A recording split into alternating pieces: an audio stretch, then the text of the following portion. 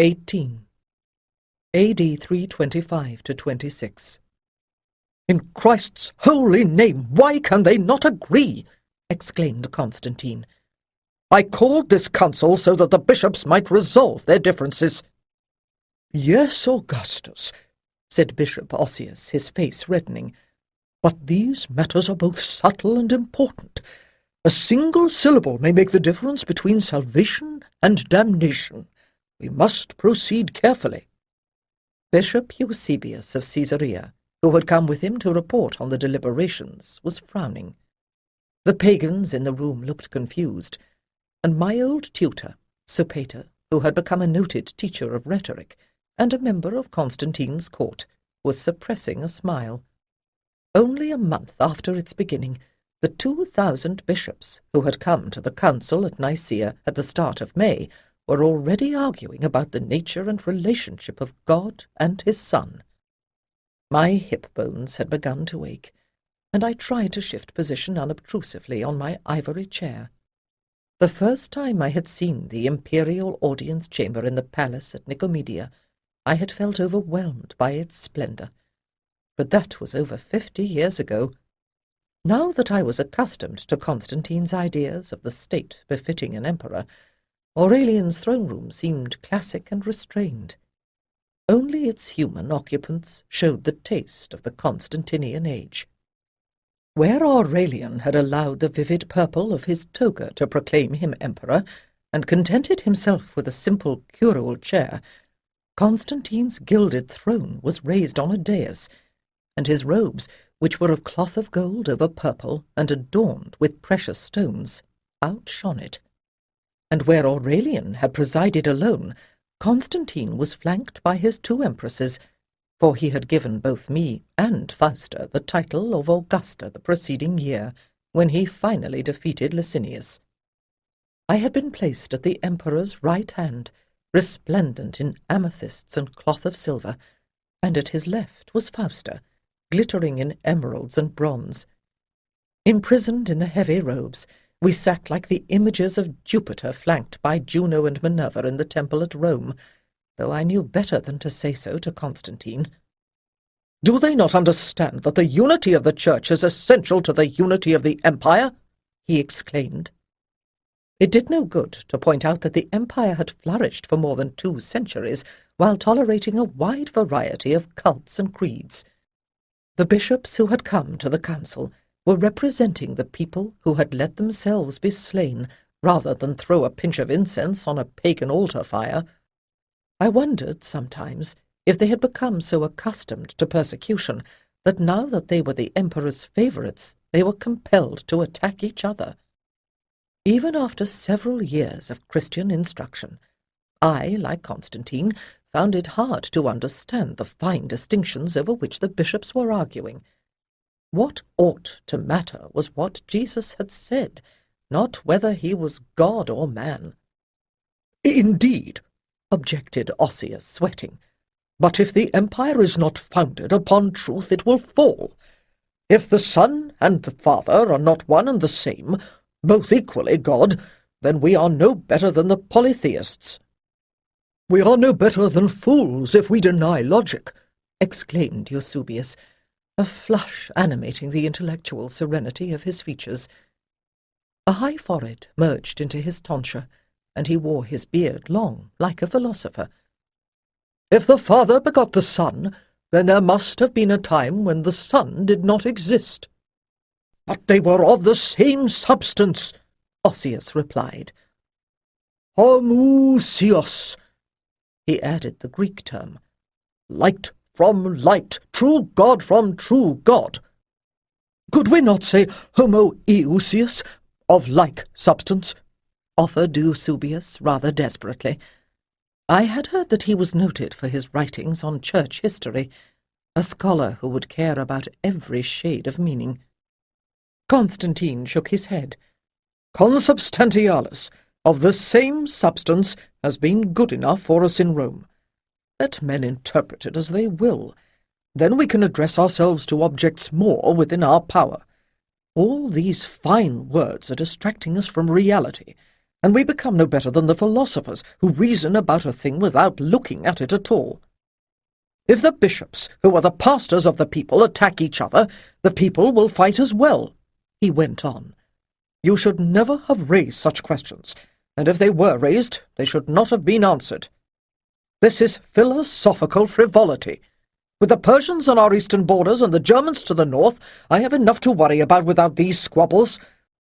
I beg you, give me back peaceful nights so that I can live in the pure light of the spirit and use my energy for the protection of the empire." During this speech, both bishops had gone a little pale. "Consubstantialis?" said Eusebius weakly.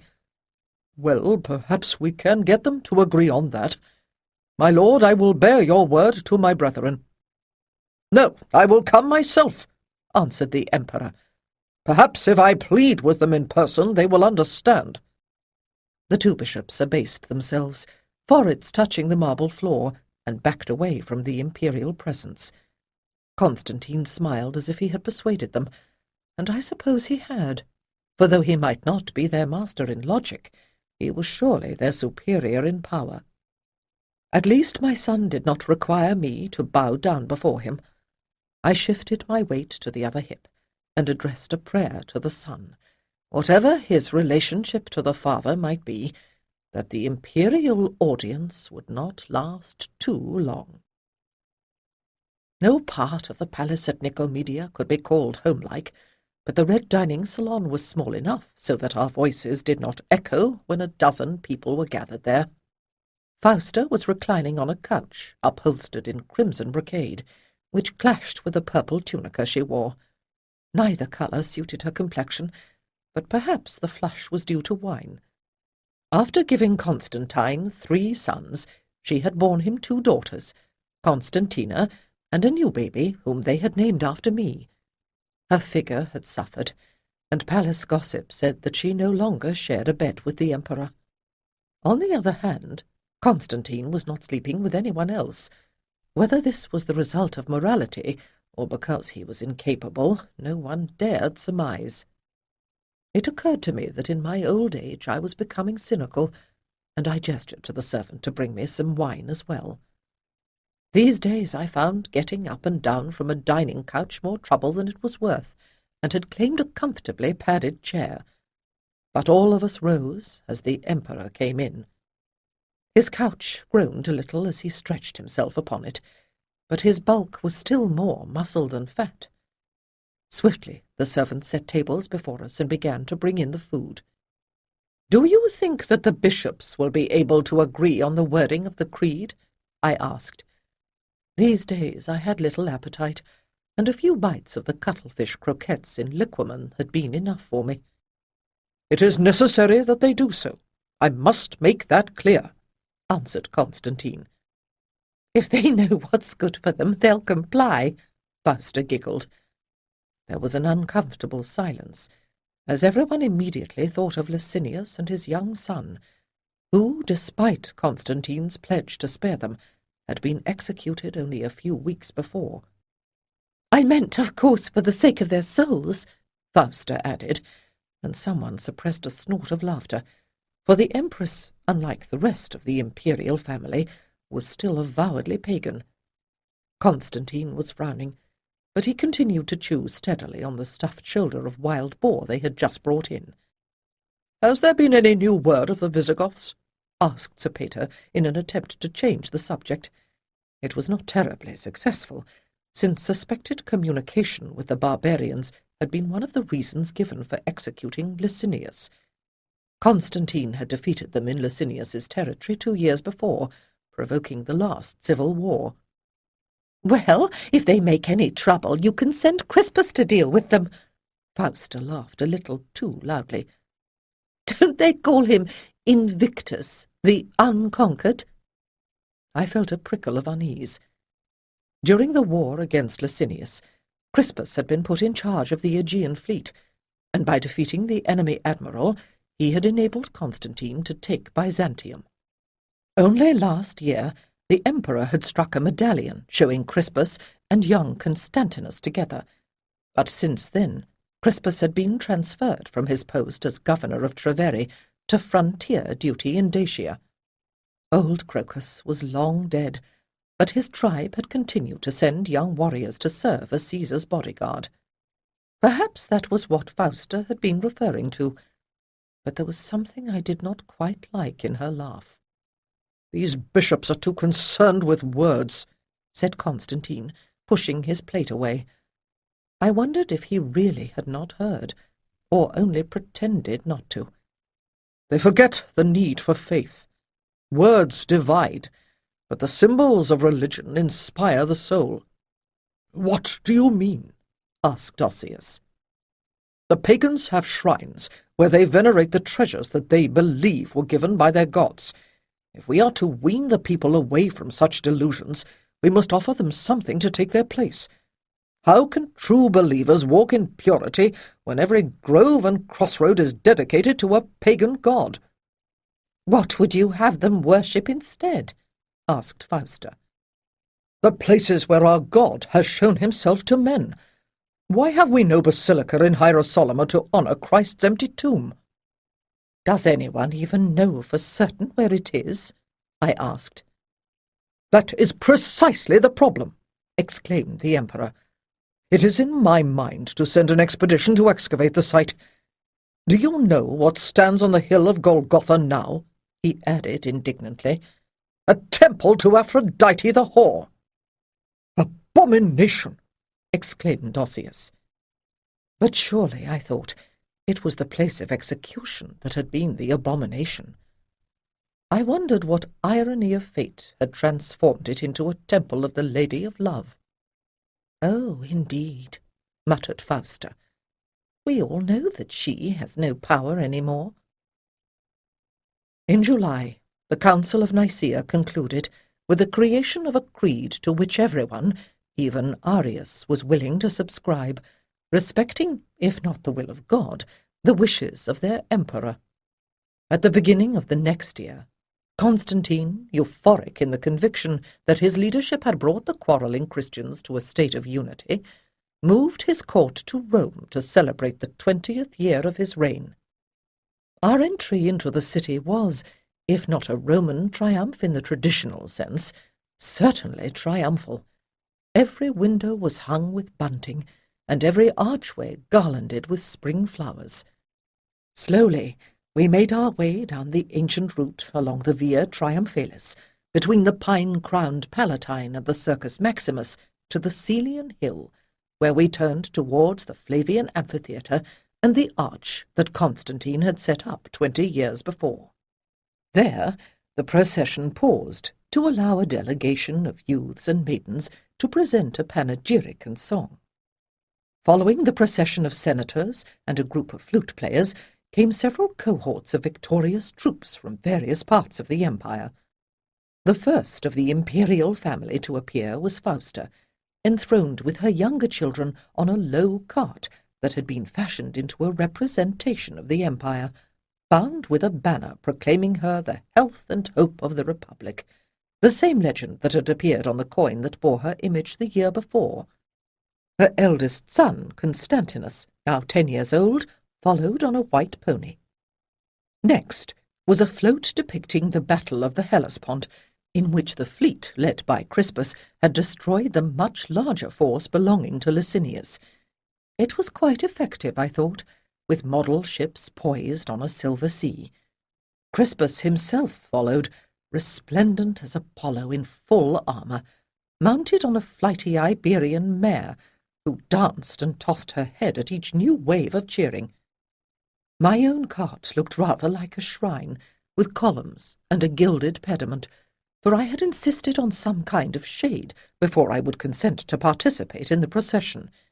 Its legend bore the words, Securitas Res Publicae. I felt less and less like the security of the state as the morning wore on, for the jolting of the cart set every bone to aching, despite the deep pillows that cushioned my throne. At least, this early in the year, the weather was still cool enough so that I did not suffocate in my stiff robes, but it seemed to me that a painted statue would have done as well. In a traditional triumph, the floats would have been followed by animals garlanded for sacrifice, But Constantine had replaced the pagan custom with 2 ranks of white-clad youths and maidens, singing hymns and waving palm branches, and the senior Christian clergy of the city, led by the patriarch Sylvester, in their festal robes. The imperial bodyguards who escorted them carried the labarum, the gilded spear with a transverse bar that was at once a religious banner and a military standard. At its top was a jewelled wreath surrounding the Greek letters Chi and Rho, which in the year since Constantine's victory at the Milvian Bridge had come to signify the beginning of Christ's name. By now, the first part of the procession had made its careful way down the sacred way past the basilica Maxentius had begun, and Constantine had completed, and the old shrines that nestled against the base of the Palatine Hill, and was moving up and around the hill, crowned by the temple to the Capitoline Jove. Marble columns, whose whiteness had been mellowed by the years, glowed softly in the summer sunlight. The worn carving of their pediments glittered with a new touching of gold. When the trumpets blared, clouds of doves flew up from the cornices where they had taken refuge, and settled upon the sculptured heads of forgotten heroes, their bronze helmets gone green with age. To endure the incessant jolt and sway of the litter, I found myself retreating into a tranced state, in which it seemed to me that it was not I that was moving, but all the fading glories of old Rome that were passing before my eyes. But even as we curved back to the palace on the Palatine, where the feast was being prepared, I could hear a rising tide of sound behind me, as the emperor was borne onward in a chariot drawn by 2 snowy horses, blazing like the sun god in cloth of gold. "Constantinus!" they shouted. "Io Constantine!" 20 years, I thought dimly. It has been 20 years since Constantius died. Oh, my beloved, look down from among the blessed spirits, and rejoice in the triumph of our son. Summer had come early that year, bringing with it a crop of rumours as bountiful as the growing grain. I had declined to accompany Constantine's triumphal progress through the rest of the empire, and he had left me as his deputy in Rome, with authority to draw upon the treasury. But even in my palace, I heard that people were predicting that the emperor, having reigned for 20 years, would follow Diocletian's example and abdicate in favour of his glorious eldest son. Others denied it, and pointed out that Crispus was being kept tethered at his father's side, while the government of Gallia went to young Constantinus. A young patrician called Ceionius Rufius Albinus had been arrested for seducing a girl, and Crispus, who was his friend, was held guilty by association. I found that hard to believe, for I knew my grandson was still in love with his wife, who had given him a son who died, and then a little girl. But there were other whispers that were more disturbing. The crime of Crispus was to be too successful, too good, and I could not help remembering that on the day of the procession the crowd had cheered as loudly for him as it did for Constantine.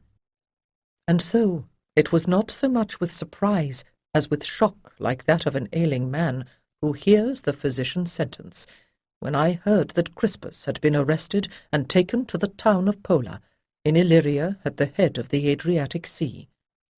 The order for the boy's arrest had been sent from Sirmium, but Constantine could move swiftly when the mood was on him, and no one was quite sure where he was now.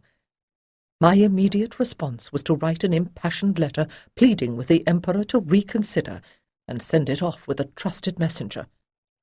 Surely, I thought, Constantine will do no more than keep Crispus under guard for a while. But why should the boy have been arrested at all? Crispus was his own child, but I could not help remembering that his sister, Constantina, had begged the emperor to spare the lives of her husband and son. He had promised their safety, and executed them all the same. My stomach knotted when I considered the possibility that my letter would not reach the emperor, or, worse still, might fail to move him.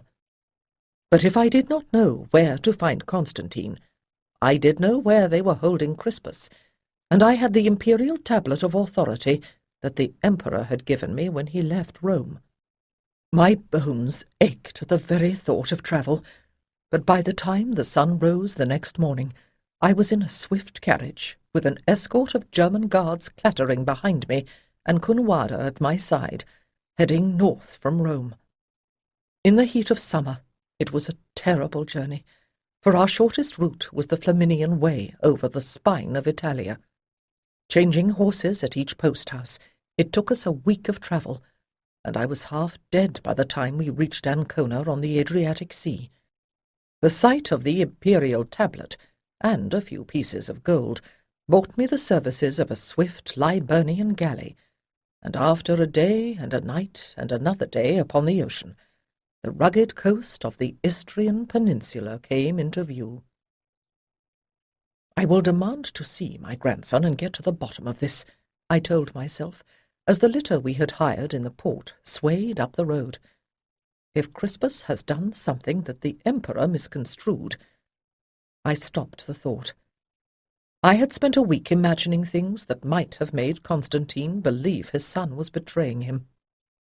Better to fix my gaze on what I could see between the curtains of the litter, occupying my mind by noting the neatly laid-out streets of a typical provincial town.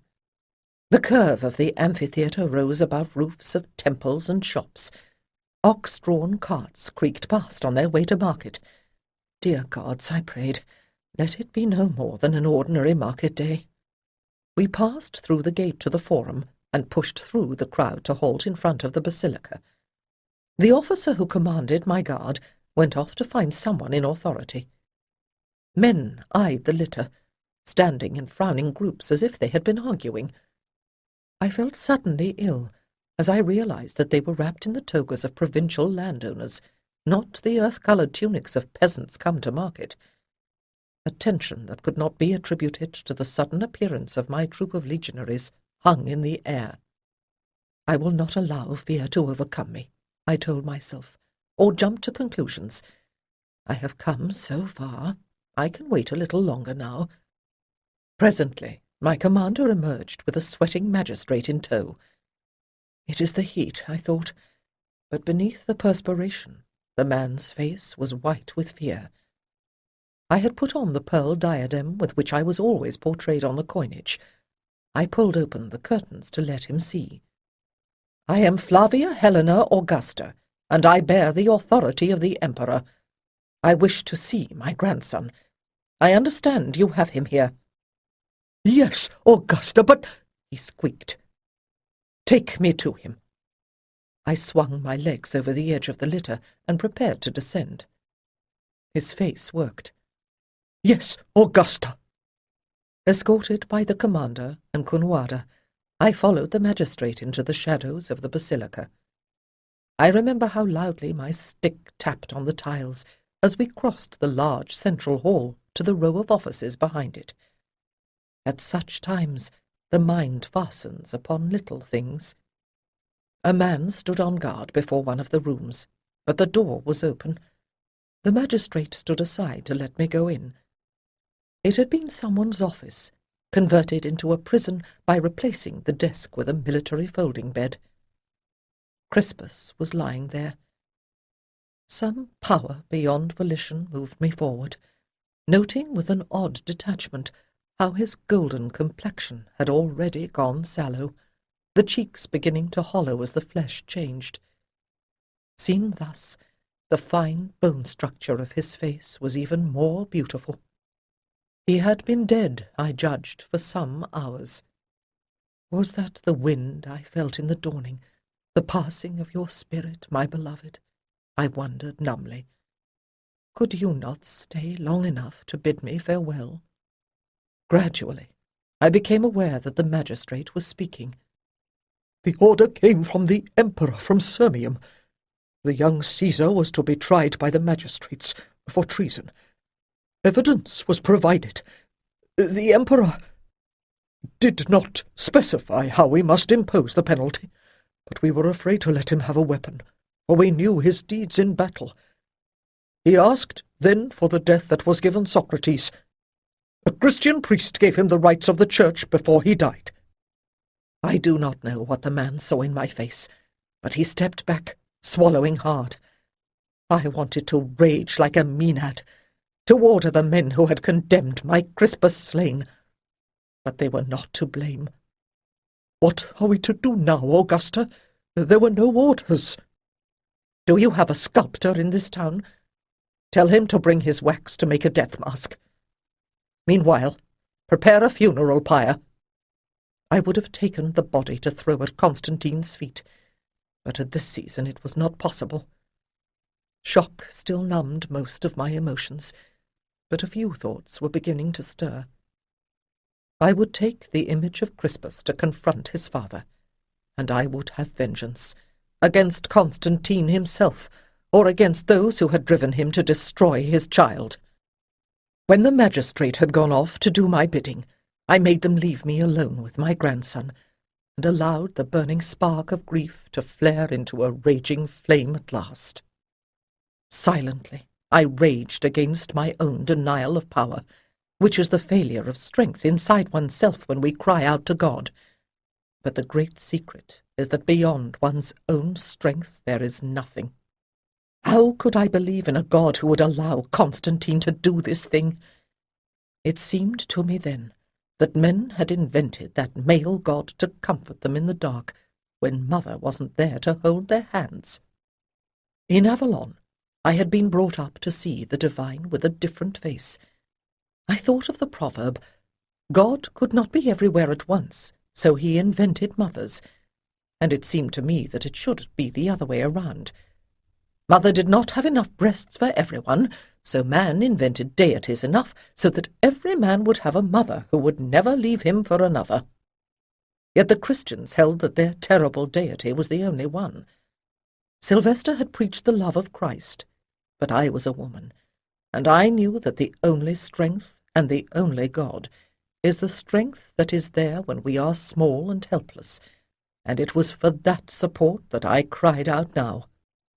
I remembered Hecuba, old and stricken with age and powerless, wailing over the death of Troy, seeing her daughters raped, imprisoned, scattered one by one to the far corners of the earth, destroyed, maddened, their own children taken from them. But even Hecuba had not had to endure the sorrow of seeing a beloved grandchild slaughtered by his father, who was her own dear son. This was my punishment, I thought, for denying my gods. By the time I caught up with Constantine in Treveri, almost 2 months had passed, and autumn was beginning to tint the leaves with shades of bronze and gold. The town had grown since I had last seen it. Constantine's great basilica had been completed, and so had the baths. As we passed beneath the great arch of the gate and turned down the main thoroughfare towards the palace, I noted the changes with a wary curiosity. By now, our caravan had grown to include a cart for the baggage in which Cunwada was riding, and a second set of bearers for the litter, for I could no longer endure any other form of transportation. It was only large enough for one person, but I was not alone, for the death mask of Crispus and the urn that held his ashes were my companions. During the long journey, we had held many conversations, Crispus and I. I knew that the bearers had told the others how they heard me murmuring behind the curtains. I could see how Cunwada sought for signs of madness when she looked into my eyes. But they could not hear that other voice that answered, as Crispus told me of his love for his Helena and the little daughter who was left to them, of his pride in his victories, and the hopes he had cherished for a future that now would never be. It was as well, I thought, as the gates to the palace swung open, that my journey had been long enough to cool my rage. Now my purpose was hard as quenched steel. No one was safe if Constantine could kill his own son, and while the life of an old woman was of little value, I wanted to live long enough to see justice done. I pretended not to hear the whispers, as the servants settled me in my old apartments, or the curious glances at the bundle I cradled in my arms. The news of Crispus's execution had preceded me. They must be wondering what I meant to do now. All of the staff here was new. Drusilla had died long ago, Vitellia had retired to Londinium, and most of the people who had served Crispus and his Helena had been sold off as well. Constantine and Fausta were still at the summer palace in the hills north of the town. I wondered how long it would take him to get up the nerve to come to me. The next morning I ordered my bearers to take me to the home of young Helena's parents, where she had been living while Crispus was with the emperor. Lena was, as my grandson had told me, beautiful, with pale skin and smooth dark hair. But that white skin was almost translucent, and when I embraced her, I could feel the fine bones, as if her own grief were gnawing at her from within. In all her life she has never known tribulation, I thought, releasing her. She does not know how to survive. Then the nursemaid brought in little Crispa, almost 1.5 years old and bright as a sunbeam, and I sat down so that I could take my great-granddaughter into my arms. What future awaited this child, I wondered, as I breathed in the sweet scent of her hair. "My Crispus was no traitor," murmured Lena, as the child slid from my arms and ran to her. "He could never have done what they say of him. He loved the emperor." "I know it, and I swear to you that I will vindicate his memory," I answered her. Inscriptions and statues to Crispus were being defaced already, as men sought to rewrite the past by damnatio memoriae. "In the meantime you must write to me and tell me how you are getting on. Be brave, and take care of yourself for the sake of your child." Her eyes filled with tears. "I will try." That evening, the emperor's household arrived. I waited for some word from Constantine, but in the morning it was Bishop Ossius who came to me.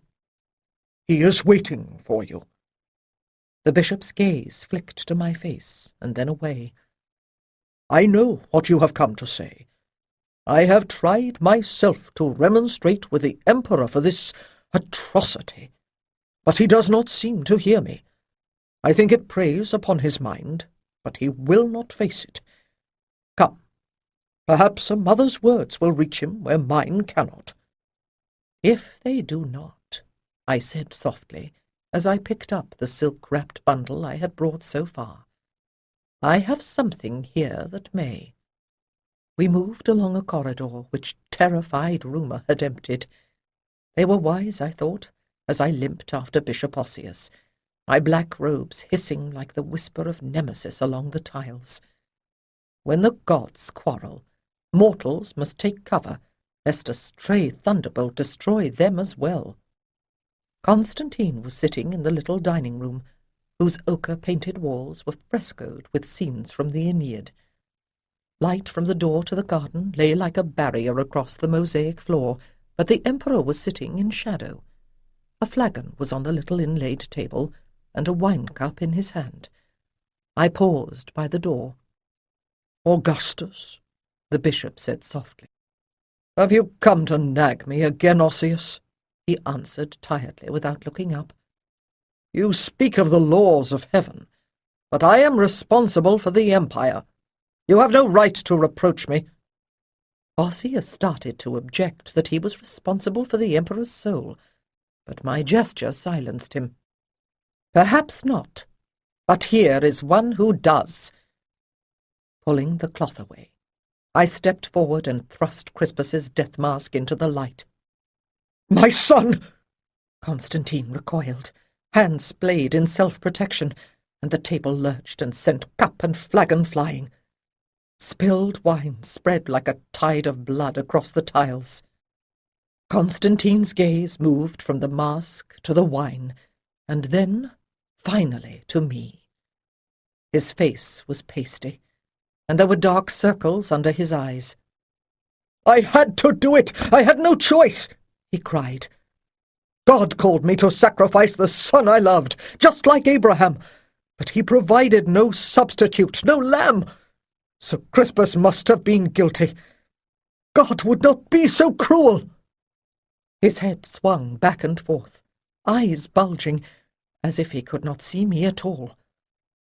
I wondered suddenly if he had ever seen me, or only an icon that he called Mother, with no more resemblance to the person I really was than a holy image painted on a wall. "Did God send you a vision, or was it some mortal who persuaded you, Constantine? What did you think Crispus had done?" Did he even know who was talking to him, or was my voice echoing the accusations of his own soul? "He wanted me to abdicate, and when I would not, he was going to rebel against me. He had consulted an oracle. He meant to make Fausta his wife to legitimate his rule. Another civil war would have destroyed the empire. Crispus consorted with sinners. He was an adulterer, and God would have cursed us all. One God, one emperor. We must have unity, can't you understand?" Fausta. Perhaps Constantine did not understand, but to me a picture was beginning to come clear. "Is that what Fausta told you?" I said in a still voice. "Has she given you hard proof of all this, or any proof at all? Did you allow Crispus to defend himself? Did you ask him any questions, or were you afraid to see the judgment of God in his clear eyes?" Constantine flinched at each question, but he was still shaking his head in denial. "You are wrong. You hate her because she is the half-sister of Theodora, who took my father from you. But Fausta's first loyalty has always been to me. She told me when her father was plotting against me. She supported me against her own brother. She betrayed her own blood for the sake of power. Do you think she would hesitate to sacrifice yours?" I spat back at him. "She did this for the sake of her own sons, not for you, intending that one day they will give her the authority you have given me." "Your mother speaks reason, my lord," said Ossius softly. "My investigations have revealed no evidence of treachery." "Are you a traitor too?" A vein bulged at the Emperor's temple as he turned. "I had to safeguard the succession," he said then. "Crispus was only a half-brother to Fausta's children. There would have been war between him and Constantinus. Fausta kept on and on about it, and I could see how the people loved him." "Did you think she would poison you in a dish of mushrooms as Agrippina poisoned the Emperor Claudius for the sake of her son?" "She said that Crispus had tried to make love to her," he cried. "You are not Abraham. You are Theseus and a fool," I raged, waving the mask in his face until he cowered. "Even if he had tried, which I do not for a moment believe, what kind of sin is a failed seduction compared to the murder of your own child? Perhaps the Christian God can forgive you. He allowed his own son to die. No pagan deity could forgive such a crime." Like a great tree falling, Constantine sank to his knees. "God has abandoned me," he whispered. "God will forgive you." With a reproachful look at me, Bishop Ossius stepped past and set his hand on the Emperor's head. "But you must repent and make restitution." "If it is Fausta who persuaded you to this deed, then you must punish her," I echoed. "Do it, or Crispus will forever haunt you, and so will I." "God, have you forsaken me?" whispered Constantine. "Father, forgive me for my most grievous sin." "Leave us," whispered the bishop, pointing towards the door. "I will deal with him now." I nodded, for I was sick and shaking, and had no desire to watch as the master of the Roman world grovelled before his God. For the rest of that day I lay in a darkened room, refusing food. Conwada thought I was ill, but if so, it was a sickness of the soul. I was waiting, though it was not until I heard the shouting late that afternoon that I knew what I had been waiting for. I was already sitting up when Conwada hurried into my chamber, her face ashen. "Lady, The Empress Fausta is dead. How did it happen? I snapped. Was it an execution? I had demanded Fausta's punishment, but I had not expected Constantine to compound one crime by committing another, scarcely less terrible. No one seems to know, Conwada replied. She had gone to the new baths, and guards came to take her to the Emperor, but before they could arrest her, they heard screaming. Someone had raised a sluice to let in the scalding water, and Fausta was caught in it, boiled to death in her bath. They are bringing the body back now. They say it is horrible to see. Her voice shook with an awful suppressed glee. Crispus, you are avenged. I sank back upon the bed, wondering why the knowledge only increased my desolation. My son had become a monster, at the mercy of his fears. But was I any better, who had urged him to an equal crime? Of course there was an investigation, but no one ever learned how the accident had been arranged. In truth, although the Emperor meant to punish her, I am not certain that the manner of Fausta's death was ordered by Constantine. Crispus had been very popular in this city where he had governed so long. I could not help but wonder if some servant at the baths, hearing that the Empress was condemned, had taken advantage of the opportunity to give her a foretaste of the hell she so richly deserved.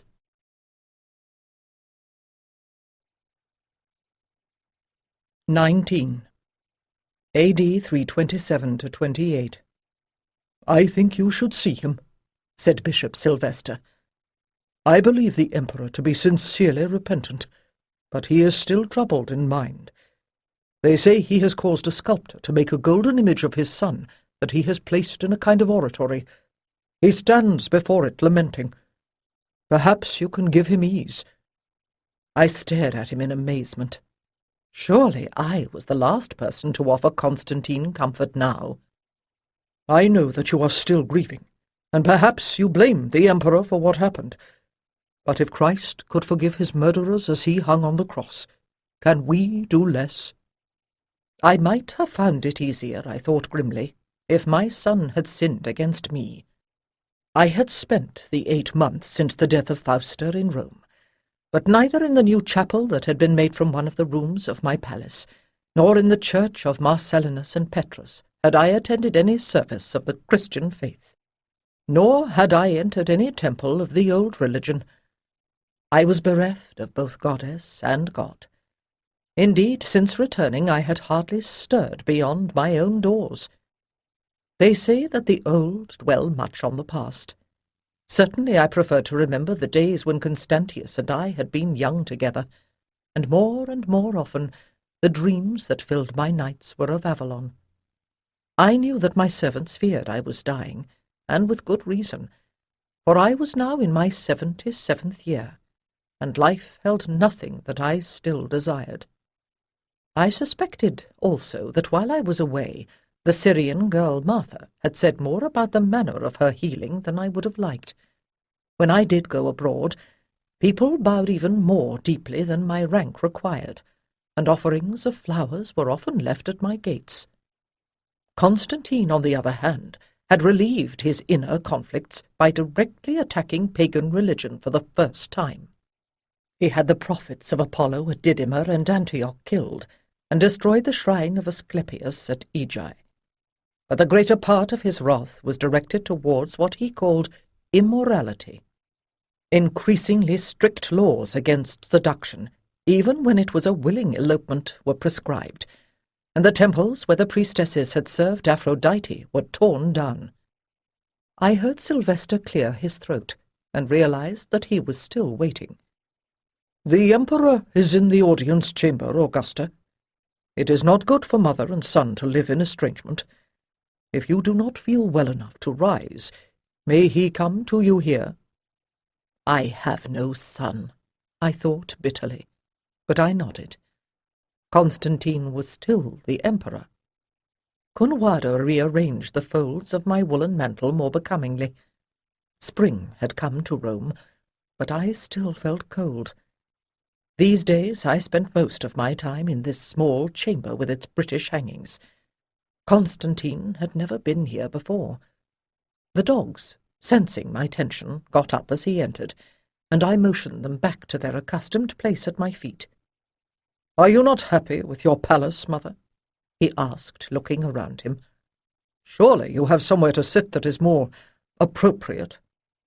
Bishop Sylvester, whose own private chambers were even less luxurious, winced a little, but kept still. "The room is comfortable and easy to keep warm. You must forgive an old woman her eccentricities, my lord," I replied. "But your health is good." He looked at me in sudden concern. "You can travel?" I frowned. "Where would you send me?" Was I about to be exiled? Constantine straightened, his expression brightening. "To the Holy Land, mother. To Palestine." I blinked up at him, confused. I knew that Jesus had lived in Palestine, but after all, his own country had rejected him, so why would he care if we honoured it? These days it was one of the poorest of our provinces. Antiochia and Alexandria were the great Christian centres of the empire. "Our Lord once walked that sacred earth. Every stone he touched is holy. But except for Caesarea, there are only a few house churches in the entire province. The sites of his miracles, which should be thronged with pilgrims, have no shrines." Constantine's face flushed with excitement. "That is unfortunate, but I do not understand." "I will build them. Work at the site of the Holy Sepulchre is progressing. Bishop Macarius has sent me some pieces of the true cross already. I will give you one for your chapel here.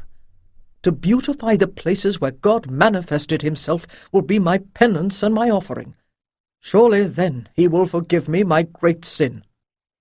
An offering, I thought cynically, but hardly a penance, except perhaps for those whose taxes would support this ambitious program of construction. I nodded, still wondering why my blessing was required. "I want to do it now, but the Visigoths are restless, and the Persians will have to be dealt with soon. I cannot take the time to visit Palestine, but you could go as my representative. You would know how to find the sacred places and how to bless them." He drew breath and added ingenuously, "And show the East that the family of the Emperor is still strong." "That would be a difficult journey for a woman of my years," I said, trying to conceal my astonishment. "Eusebius of Caesarea will take good care of you. Palestine is a land flowing with milk and honey, and the sun is warm." Constantine's voice was cajoling, but his eyes were full of dreams. "I will have to pray over this." That was an objection he could not deny. "I must go now, but Bishop Sylvester is still here. He will explain." Constantine started to embrace me, his sanguine smile faltering a little as his eyes met mine, as if he were only now suspecting that I had not in fact forgiven him, and compromised by kissing my outstretched hand. "You are still angry," said Sylvester when the Emperor had left us, "and you have good cause. But nonetheless, I ask you to make this journey." "Why?" I rasped. "What possible interest should I have in visiting the holy places of a religion whose protector is responsible for such deeds as Constantine has done?" "God himself grieved, as you grieve, when he saw what men did to his son, but he did not destroy humankind. When you consider how far we Christians are from perfection, is it not a proof of our religion that it has survived at all? Go to Palestine, Helena, not for the Emperor, but for yourself. In the desert, God speaks clearly. If there is any purpose to this tragedy, perhaps you will come to understand it there." I murmured something about considering what he said, and presently he left me alone. I was determined to wait until Constantine had left Rome, and then send him my refusal. But that night I dreamed that I stood in a sere land of golden sand and white stone, beside a silver sea. It was a place of terrible beauty, a place of power, and I knew, even as I gazed upon that bleached landscape, that I had seen it before. It was only when I woke, perspiring, that I realized that it was not from this life that I recognized it, but from the vision that had come at my initiation into womanhood on Avalon. I understood then that there might still be something left for me to do, and that this journey to the Holy Land was my destiny. Constantine, having gotten his way, spared no expense in transporting me to Caesarea, the port that the infamous Herod had built 2 centuries before. In the middle of August, I set sail from Ostia with Cunwada and Martha. We made a leisurely progress around the toe of Italia, past the shores of Graecia to Creta, where we took on fresh food, and then continued straight across to the Asian coast. We came in with the setting sun behind us, illuminating the flat strip of tilled land, so rich in orchards and vineyards, and the rising ground beyond it, with a rich, golden glow. The fortress loomed over one horn of the little harbour, with the walled town behind it. More whitewashed buildings showed among the trees to the south, and as we drew closer, I could see the smooth crescent of the amphitheatre, its tiered seats facing the sea. Since the second Jewish rebellion had left Hierosolyma in ruins, Caesarea had been the capital of Palestine. Here the procurator had his palace, and it was here that Eusebius, the senior bishop for the province, had his church and see. I could understand why the Romans liked it. In climate and atmosphere, it reminded me strongly of the area around Baiae. On the 3rd day after my arrival, when I was sufficiently rested, my bearers carried me from the procurator's palace to dine with Eusebius at a little house he had among the olive groves above the town. It was now the end of summer, and our couches had been arranged on a terrace where we could watch the sunset and wait for the relief the sudden drop in temperature brought at the end of the day. "It is a beautiful country," I said, sipping some of the local wine. "The coastal strip is fertile, if it is cared for," answered Eusebius, "and some of the valley of the Jordan, and around Lake Tiberias in the Galilee. Inland, the country grows arid, fit for grazing, and farther south it is desert, fit only for scorpions." Here in his own home he looked more relaxed, but he was the same thin, sallow-skinned intellectual I had met in Nicomedia. It was said that the library he had amassed here was better, especially in relation to the church, than anything in Rome, and he was noted as an apologist and historian. I estimated his age at about 10 years less than my own. "My lady is unaccustomed to heat," said Cunwada. "I hope that she will not be required to spend much time in the wilderness." Eusebius cleared his throat. "Augusta, may I speak freely?" I gestured permission, and he went on. "If the decision were mine, you would not be required to travel at all.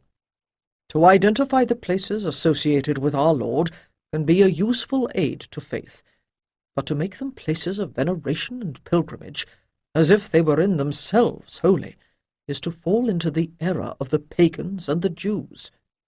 The religion of Moses was founded upon the holy city, but even the name of Hierosolyma has been lost. Without the temple, surely their religion must die. Now we call it Alia Capitolina, and no Jews live there." I lifted one eyebrow. There were Jews in every great city in the empire. The ones I had known in Londinium seemed to be flourishing. Perhaps Hadrian had reinvented Judea and turned it into Palestine, but the Jews seemed to have reinvented their religion as well. Still, I knew better than to say so. "But there are Christians," I probed gently instead. Sylvester had taken care to brief me on the rivalry between Eusebius and Bishop Macarius of Alia Capitolina, who both wished to be supreme in Palestine. He shrugged. "A small community, and the locations of some of the sites associated with the incarnation of the Christos are known. Since the Emperor has ordered it, I will be happy to escort you there." "We must all obey the Emperor," I agreed blandly. 2 days later, we began our journey, following the Via Maris southward in easy stages across the plain of Sharon. For me there was a litter with 2 teams of trained bearers, while Cunwada, Martha, and Eusebius rode mules. Through the gauze curtain I could see the flash of sunlight on the helmets of my escort, sent to guard me and the chests of coin with which I, on behalf of the Emperor, would fund the building of churches in those places I deemed worthy. The rhythmic clash and tramp of the rear guard echoed from behind. In Rome I had been a dying woman, and when I set out upon this journey the Emperor had forced upon me, I had hoped the stress of travel would release me from my pain. And indeed it was doing so. But instead of death, I drew in life with each breath of the warm, salt-scented air. Was Palestine indeed a holy land, or was it only that I was at last returning to the path of my destiny? The road passed through open woodlands, where umbrella pines mingled with oak and hazelnut. Each day the hills on our left grew taller and more rugged, clothed in grey-green scrub and the last of the golden grass. The heat of the air was relieved by the breeze from the sea. Inland one found fields of barley, and mud houses whose gardens were planted with pomegranate and fig and vine. At night I slept on a well-cushioned folding bed in a tent of yellow silk, with warm blankets to keep me from the damp chill, as night released its moisture from the air. Martha or Cunwada lay on a pallet before the door. In this land, which was so close to her homeland, Martha bloomed like a flower. Cunwada's fair skin burned and peeled, but she did not complain. As I spent more time in his company, I began to realize that Bishop Eusebius was a complex man. He had survived the persecutions without losing either his reputation or his life, and managed to avoid being caught on the losing side in the controversy over the Arian heresy. Now he faced a greater challenge. Christians in the West had had almost 20 years to learn how to take advantage of Constantine's enthusiasm, but in the East, although Licinius had granted them toleration, only in the past 2 years had they begun to deal with the temptations of privilege. Eusebius's theology of a kingdom not of this world must have been perfectly suited to an embattled urban community surrounded by pagan iconography. From all accounts, the Romans had done their best to deprive Palestine of any spiritual significance at all. But Constantine had made it quite plain that he intended to reinvent the Holy Land, replacing the mythology of the older faiths with that of the new, just as he spoke now of founding a new Rome to replace the ancient capital. The notion had an epic grandeur that even in my current state of disillusion I had to admire. Whether it was truly Christian I did not know. But Eusebius, if he wanted to survive, would have to go along with it. Past Joppa, our road turned inland, following a stream bed, which bore only a trickle of water at this time of year, into the hills. The air was drier here, though the people of the country laughed when I said so. This was nothing compared to the land beyond the river Jordan, which flowed into a lake that was even more salt than the sea. Fortunately, as we climbed, we left behind us the damp heat of the coastal plain and made better time. As day followed golden day, we wound along the road through the hills, until one morning we rounded a slope and saw, on the height across the curving valley, Alia Capitolina, which had once been called Hierosolima. The walls had been built from the local stone, cream and gold, with rusty stains, as if all the blood that had been shed in this place had soaked into the ground. Huts clung to the slopes below them, with the remains of roads, to show that once there had been more dwellings there. The tiled roofs of some of the principal Roman buildings were visible above the wall. This was the town that Hadrian had built to support the Roman garrison after the last Jewish rebellion 200 years before. Clearly it was the city of David no longer. How, I wondered, would it be changed by becoming the city of Constantine? Then the bearers lifted my litter. I let the gauze curtains drop, and we began the journey's final stage. These days, Alia was a military town, existing to serve the 10th Legion that had been stationed here to guard against local rebellions or an invasion from the east.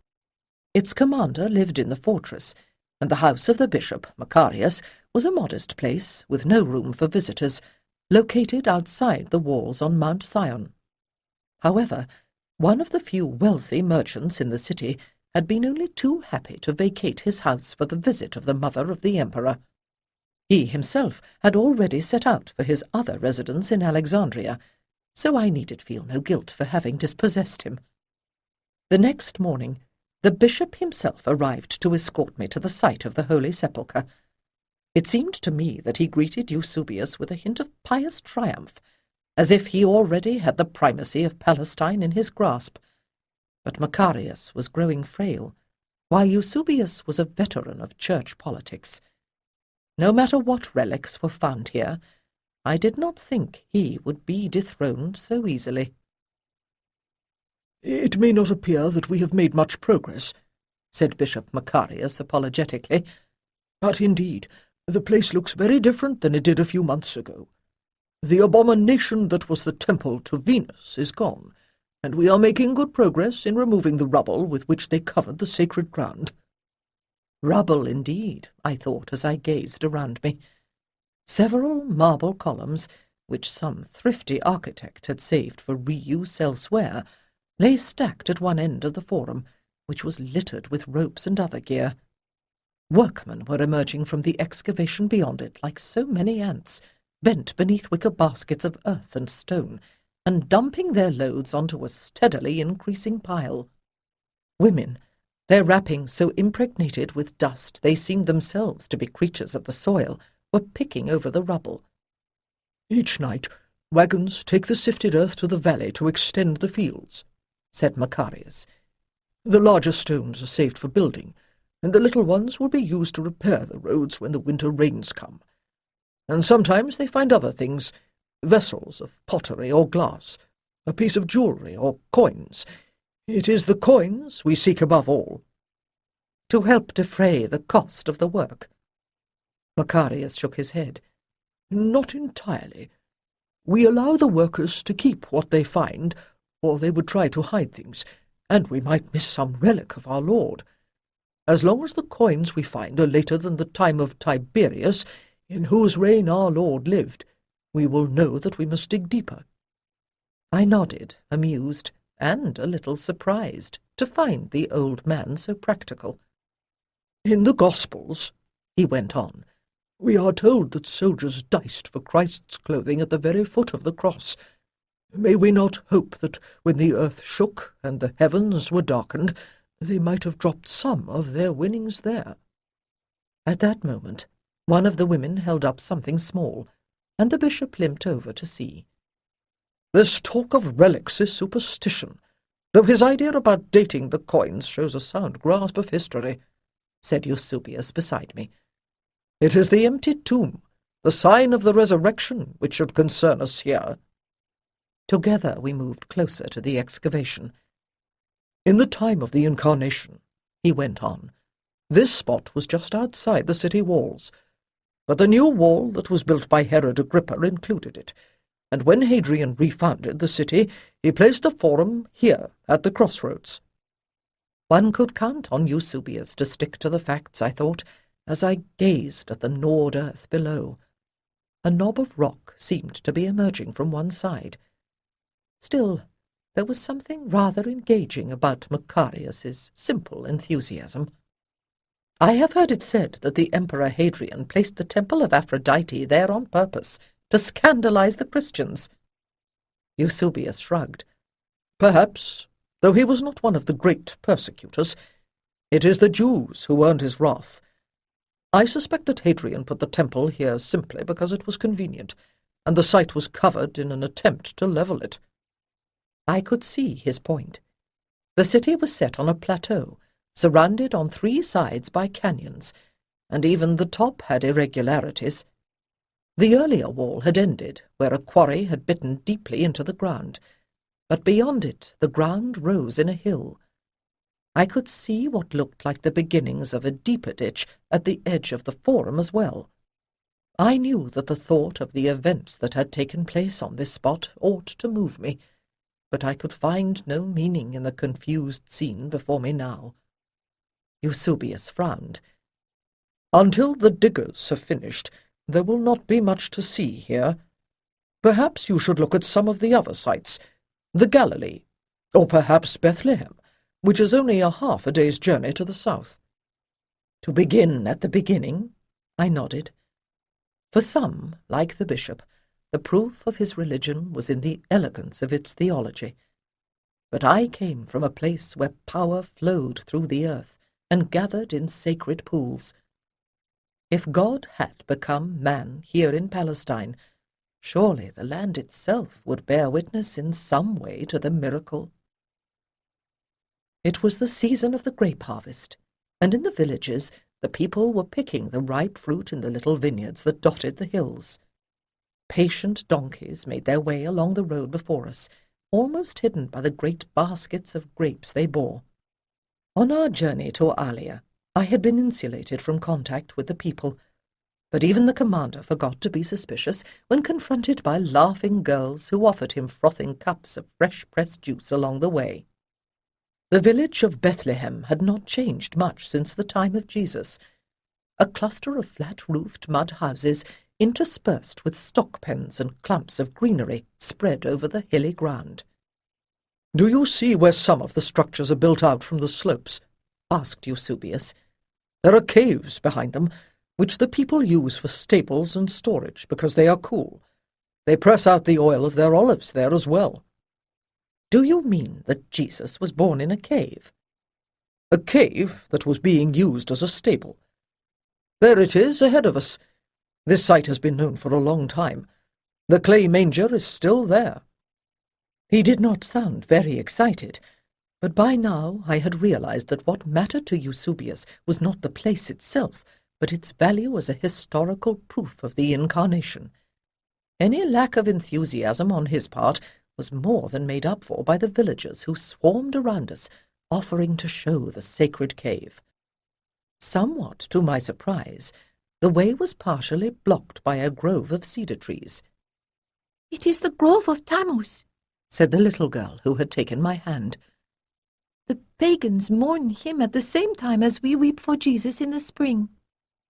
I blinked at this easy acceptance, but Eusebius had warned me that some of the Christians in the country district were little better than pagan themselves. It did not seem so bad a thing to me, if it allowed them to live in harmony. The cave seemed very dark after the bright afternoon, but an oil lamp was flickering, and as my eyes adjusted, I saw the clay feeding trough where the walls sloped sharply inward to the grotto's end. Inside the manger, someone had laid a bunch of flowers. It was very still. Eusebius had knelt to pray, with Martha beside him, but I stood, eyes closed and feet rooted firmly in the ground. Slowly, something that had been tensed since I had first been ordered to make this journey began to relax. Beneath the scents of old incense and lamp oil and a hint of goat, there was something else, which after a moment I identified as the clean aroma of damp stone. Stone is eternal, I thought, and moved to the side so that I could lay my hand against the cool surface. Stone holds memories. I extended my awareness into the rock, searching for impressions of the past. For a time, all that came into my mind were the elemental needs of the beasts that had been kept here. Then, for a moment, I sensed a woman's pain, the profound relief of birth, and a flare of ecstasy as the child was put into her arms. Whatever Jesus was, I can believe that he was born here, I thought then. When I opened my eyes, Martha and the little girl were both gazing not at the manger, but at me, with wonder in their eyes. "I am thirsty," I said briskly. "Is there water here?" "A well, among the trees," whispered the girl.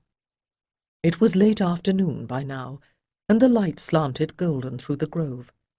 Strips of cloth and ribbons had been tied to the branches of one of them that overlooked the little pool.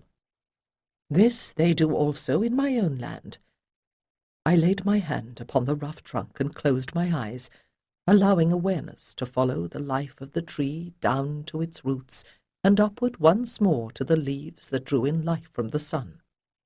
And then, for a moment, it was not a tree but a female body that I was sensing, feet rooted in the soil and arms reaching for the sky. The image transmuted, and I saw a tree trunk carved into the image of the goddess. Women whirled around her, garlanded with flowers. "Asherah," they chanted, "Asherah." These were the Yasharim that the prophets cut down in the courts of the temple, I realized in amazement. They were trying to destroy the goddess, and it is she, before Tammuz, who was honored in this holy grove. As the vision released me, I realized that the girl was still speaking. "Trees are for the mother, the virgin who gives birth to the child of prophecy. In Mamre, which is just down the road, there is an ancient terebinth tree where Abraham dreamed of his descendants. The family of King David is a tree, and Jesus is at the top of it. I hope they will not cut these trees down." "When I give orders for the building of the church in this place, I will ask the architects to save them," I replied. No doubt Eusebius would have disapproved of the child's mixed theology, but it seemed to fit that moment, and I realized that in their own way the rustling trees were also witnesses that once more the mother was being worshipped here. It was growing dark by the time we got on the road once more. The villagers had begged us to stay the night and join their celebration, but I judged that a journey with my own bed at the end of it would be less taxing than a night on a lumpy mattress with fleas. As we started to descend the last slope, though, I heard a squeal, and one of the soldiers' horses spooked suddenly. Above the centurion's curses, I heard a soft whining. "Wait," I called. "There's something out there." "A wild beast," said the commander, loosening his javelin. "but nothing large enough to hurt us by the sound." He motioned to a trooper to follow him with the torch. "It sounds like a dog." I watched the flickering light move along the side of the road. "You were right, my lady," the commander called back. "It is one of the wild dogs that roam the hills with a broken leg. I'll put it out of its misery." "Don't harm it," I cried. "Let one of our men wrap it in a cloak so it can't bite, and we'll take it back to the city." "Augusta, you can't make a pet of a wild dog," exclaimed Eusebius. "Are you presuming to tell the Empress-Mother what she cannot do?" Kunwada asked dangerously.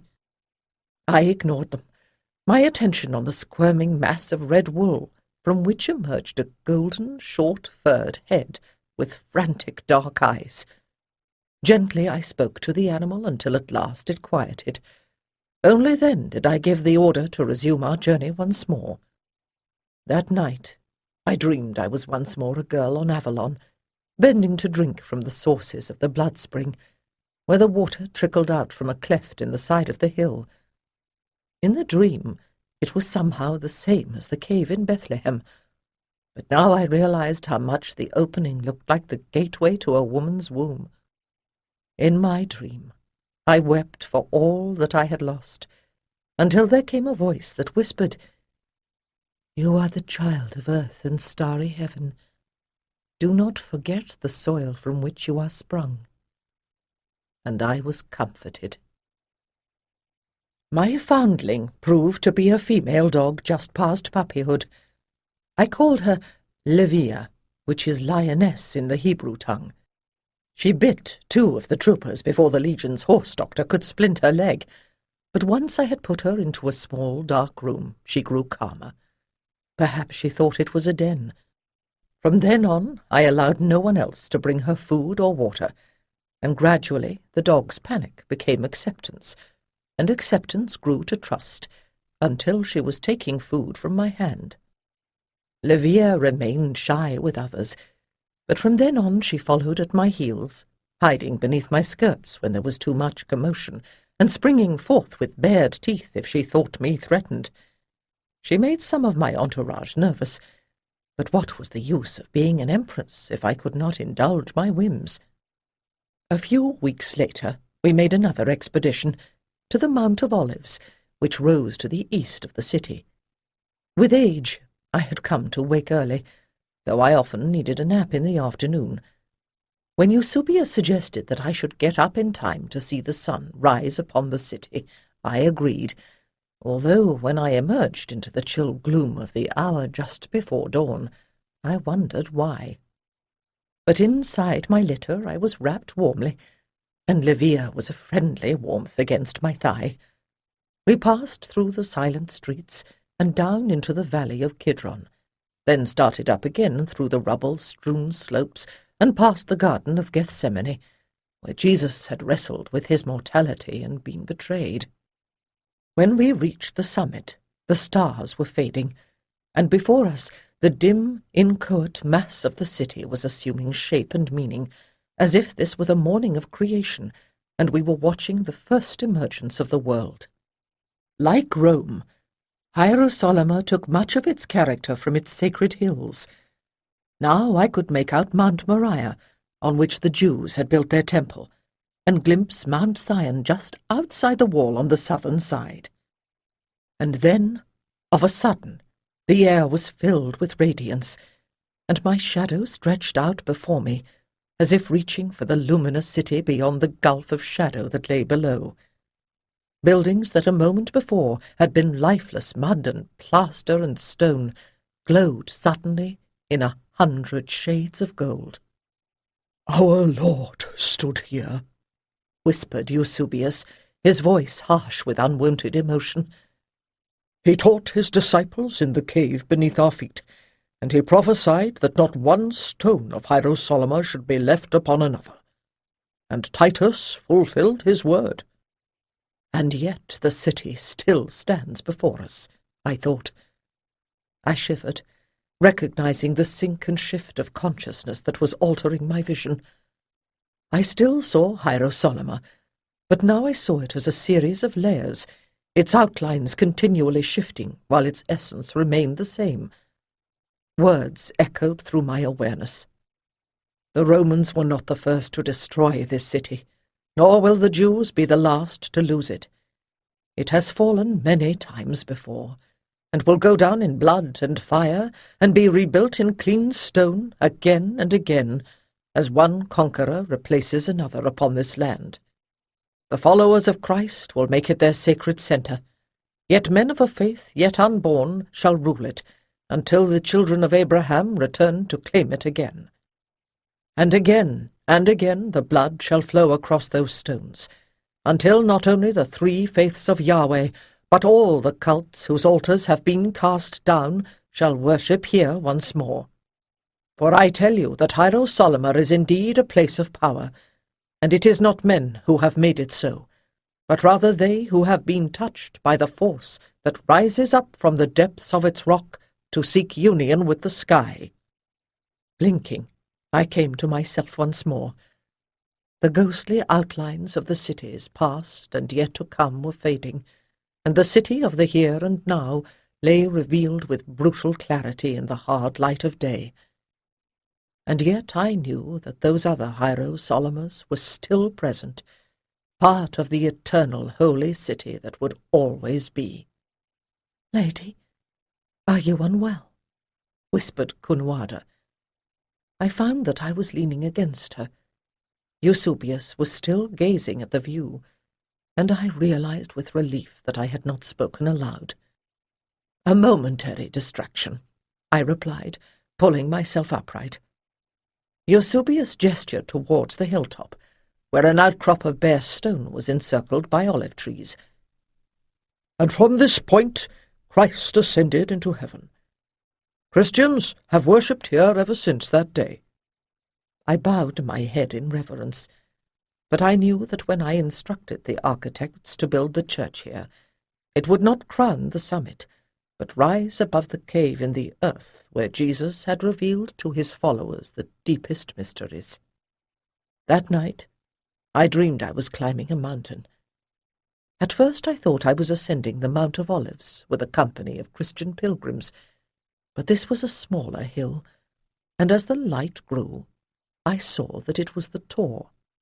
Below I could see the cluster of beehive huts and the round church that had been built by Joseph of Arimathea, and I realized that this was Inishwitrin of the monks, not Avalon. And yet, as I climbed, my vision altered, and I knew that I was seeing both at once. And still my sight sharpened, until I could look beneath the surface of the Tor to the crystalline structure of caves within. With December, winter came to the Judean hills, with violent storms and a perpetual damp chill that bit to the bone. Storms on the Mediterranean made a return to Rome inadvisable. Work on the sepulchre had become almost impossible, and when I developed a racking cough that worsened my usual winter breathing problems, Bishop Eusebius suggested that I move down to Jericho, where it was warmer, while he stayed to watch over the excavation. As we made our way along the Jericho road, I could see that the terrain was changing, the trees that had clothed the hills around Hierosolima giving way to scrub, which diminished until it seemed to disappear into the stony hills. At the slow pace my aching joints required, it took us 3 days to reach the palm-girt oasis, whose mud buildings huddled below the ancient mound. The palace of Herod was in ruins, but once more a local merchant was happy to give up his house to an empress. Eventually, I began to feel well enough to explore the surrounding countryside and give Livia a chance to run. Compared to the great rivers of Europe, I found the Jordan a modest stream, even when swollen by the winter rains, but the greenery that edged it made it pleasant. Venturing farther, we followed the river down to the shores of the Dead Sea. To the west, the clouds that were no doubt still drenching Hierosolima hung above the hills, but here the sky was an intense blue. At this season the folds of the hills sheltered some vegetation, but it seemed impossible that men should live here, until our guide pointed out a brushwood shelter or a hole in the cliffs, where one of the perfecti had come to escape the temptations of the world. We made camp below the ruins of a place called Sekaka, where a community of Jewish holy men had lived in earlier days. In this bare land I found a curious peace. A messenger was sent to bring back the supplies we would need for a more permanent encampment, and we settled in. I bathed in the saline waters, warm as blood, and so thick with minerals that I floated upon the surface like a child in its mother's womb, and I took long walks along the sun-baked shore with Livia frisking by my side. It was during one of these walks, in the middle of the day, when the rocks, water-worn or sculpted into fantastic mushroom shapes, blazed white in the sun, that I encountered the old man. Like me, he had come out to greet the nooning, standing with uplifted arms at the edge of the sea. Surprisingly, Livia remained still until he had finished his devotions. As she danced up to him, he turned with a smile.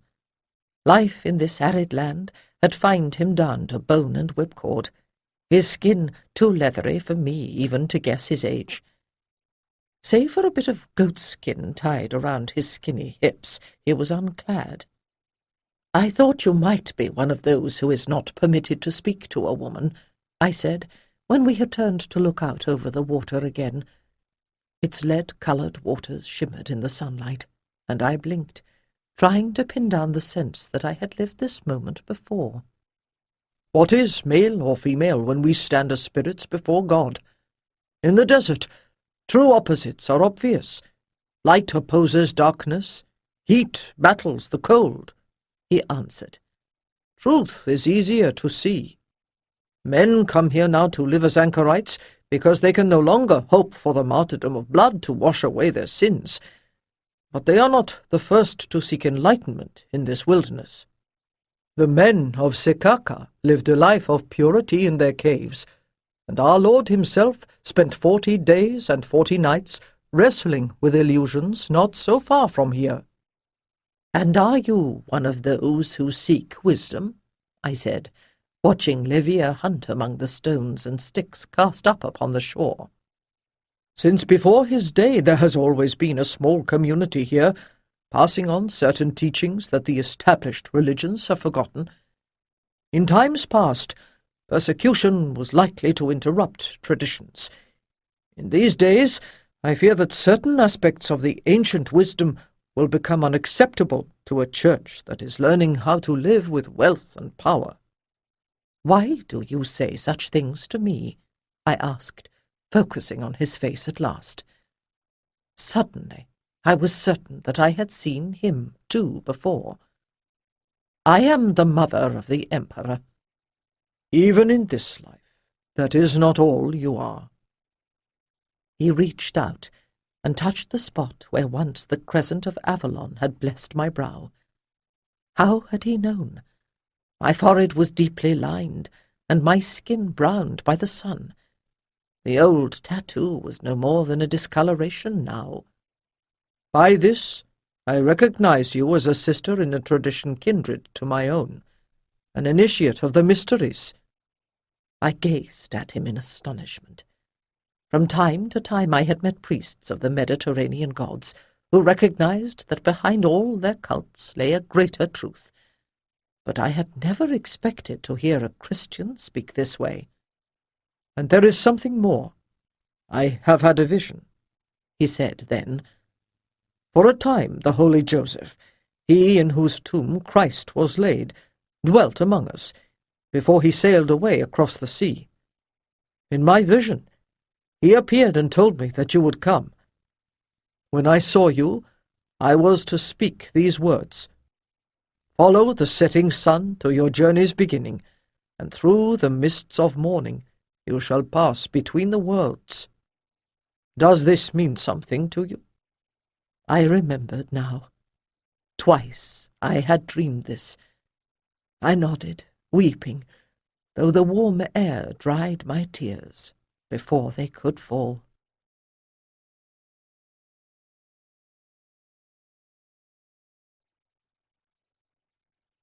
AD 327 to 28. We travelled up to the Holy City just before the Feast of the Resurrection. On the lower slopes, the vivid green of spring was already ripening to summer gold, but the heights around Hierosolima were bright with new leaf, and meadows jewelled with red buttercups, with little pinkish-purple orchids, and hairy flax, and a host of other flowers. It seemed that every migrating bird in this part of the world flew over Palestine, and the air rang with their cries. "Rejoice, rejoice in the spring," they sang. "Cora returns from Hades, and the Son of God arises from the tomb." On the slopes around the city, dense colonies of rock-rose were covered in snowy white bloom, as were the spiky sprays of desert thorn. Inside the gates, one became suddenly aware of hidden gardens, when a trill of bird-song and a whiff of perfume came drifting over a wall. Bishop Macarius's round face was as bright as the flowers. In the past 2 months, his diggers had made great progress. They had unearthed a stony outcrop, which was clearly the site of the crucifixion, and laid bare the hillside beyond it, into whose slopes had been dug a number of tombs. But his very success presented a new problem, for none of the openings still held bodies. So how were they to tell from which one the angel had rolled back the stone? With my stick to steady me on one side, and a strong young priest ready to catch me on the other, I crossed the ditch and made my way across the uneven ground. A philosopher would have welcomed the current situation as a way to test the hypothesis that great events can sanctify a location, For this site, though historical, had been inaccessible until now. At Bethlehem and the Mount of Olives, the devotion of 2 centuries had left an impression, and there I could not be entirely certain whether the images I was perceiving came from the events that had taken place there, or the focused yearnings of the pilgrims who believed in them. To Eusebius, simply identifying the location was a powerful aid to faith, but Macarius and Constantine wanted a place of power. I paused, turning to my left to study the knob of stone. We believe this to be the place they called Golgotha, because it looked like a skull. The stone here is more fissured than the rest, and I suppose that is why it was not quarried. Macarius pointed to the uneven surface.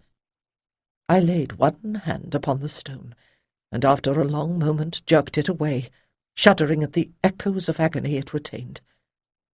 Surely this was a place of execution. The very stones still cry out in pain, I whispered, though I could not say with certainty whose it had been. There was a murmur of awe from behind me, and I sighed, realizing the story would be all over the city before night fell. "Be comforted, my lady," said the young priest, when he saw how I had been shaken. "Behold, the empty tomb." There were, in fact, 2 chambers in the side of the hill that was still in good condition, and several others that might have been tombs before the stone crumbled away. Clearly neither Eusebius nor Macarius had dared to make a choice for fear the other would object to it. I, representing the emperor, was expected to decide. But the body of Jesus had hardly spent long enough in his tomb to leave a psychic impression. Unlike all others, this tomb was important just because there was no body there. We must pray to God to guide us, I told them. Celebrate the divine services for the holy days on this spot, and perhaps he will communicate his will. Palm Sunday had already passed, and the town was full of visitors. The air throbbed with tension, as the church, triumphant in the emperor's favour, launched into the traditional round of ceremonies, and the tide of devotion carried me along. On the eve of Good Friday I went once more to the site, hoping for inspiration. The tombs gave me no help, but as I returned, I noticed in the ditch a sprig of green. One of the workmen dug it up for me, and I took it back to my chamber, where Cunwada, who was accustomed to my eccentricities, found a pot for me to plant it in. It sat on my window-sill, next to the little clay image of the tree goddess that had been dug up by one of the workmen. The very air of Hierosolyma seemed to darken with the emotions of Good Friday, and the people gathered at the foot of Golgotha wailed as once they had wept for Tammuz, who also died in the spring. During all the day that followed, I lay upon my bed fasting, and in that half-aware state that can result from deprivation, many thoughts took root in my imagination and flowered there. As I wondered about the tomb chambers, memory brought to mind the other caves that I had seen. It seemed to me then that all 3 were earthen wombs. From the first cave in Bethlehem, Christ was born into the mortal world. The second, on the Mount of Olives, was a birth of wisdom, and from the third, near Golgotha, he was born into immortality. His followers denied the goddess, but she was here in the figure of Mary, virgin, mother, and sorrowing crone, and in the female recesses of earth herself, who receives the dead into her embrace so that new life can arise with the spring. This was what Eusebius, whose religion was of the mind, did not understand, that if there is only one divinity to be worshipped, it must be addressed in many ways, as man and God and mother, as pure spirit, and in the physical icons that bear witness to the divine presence made manifest in the world. Even superstition could promote faith. In this, Constantine spoke for his people. His heart was still pagan enough to know that outward and visible signs were needed to lead earthly men to inward and invisible grace.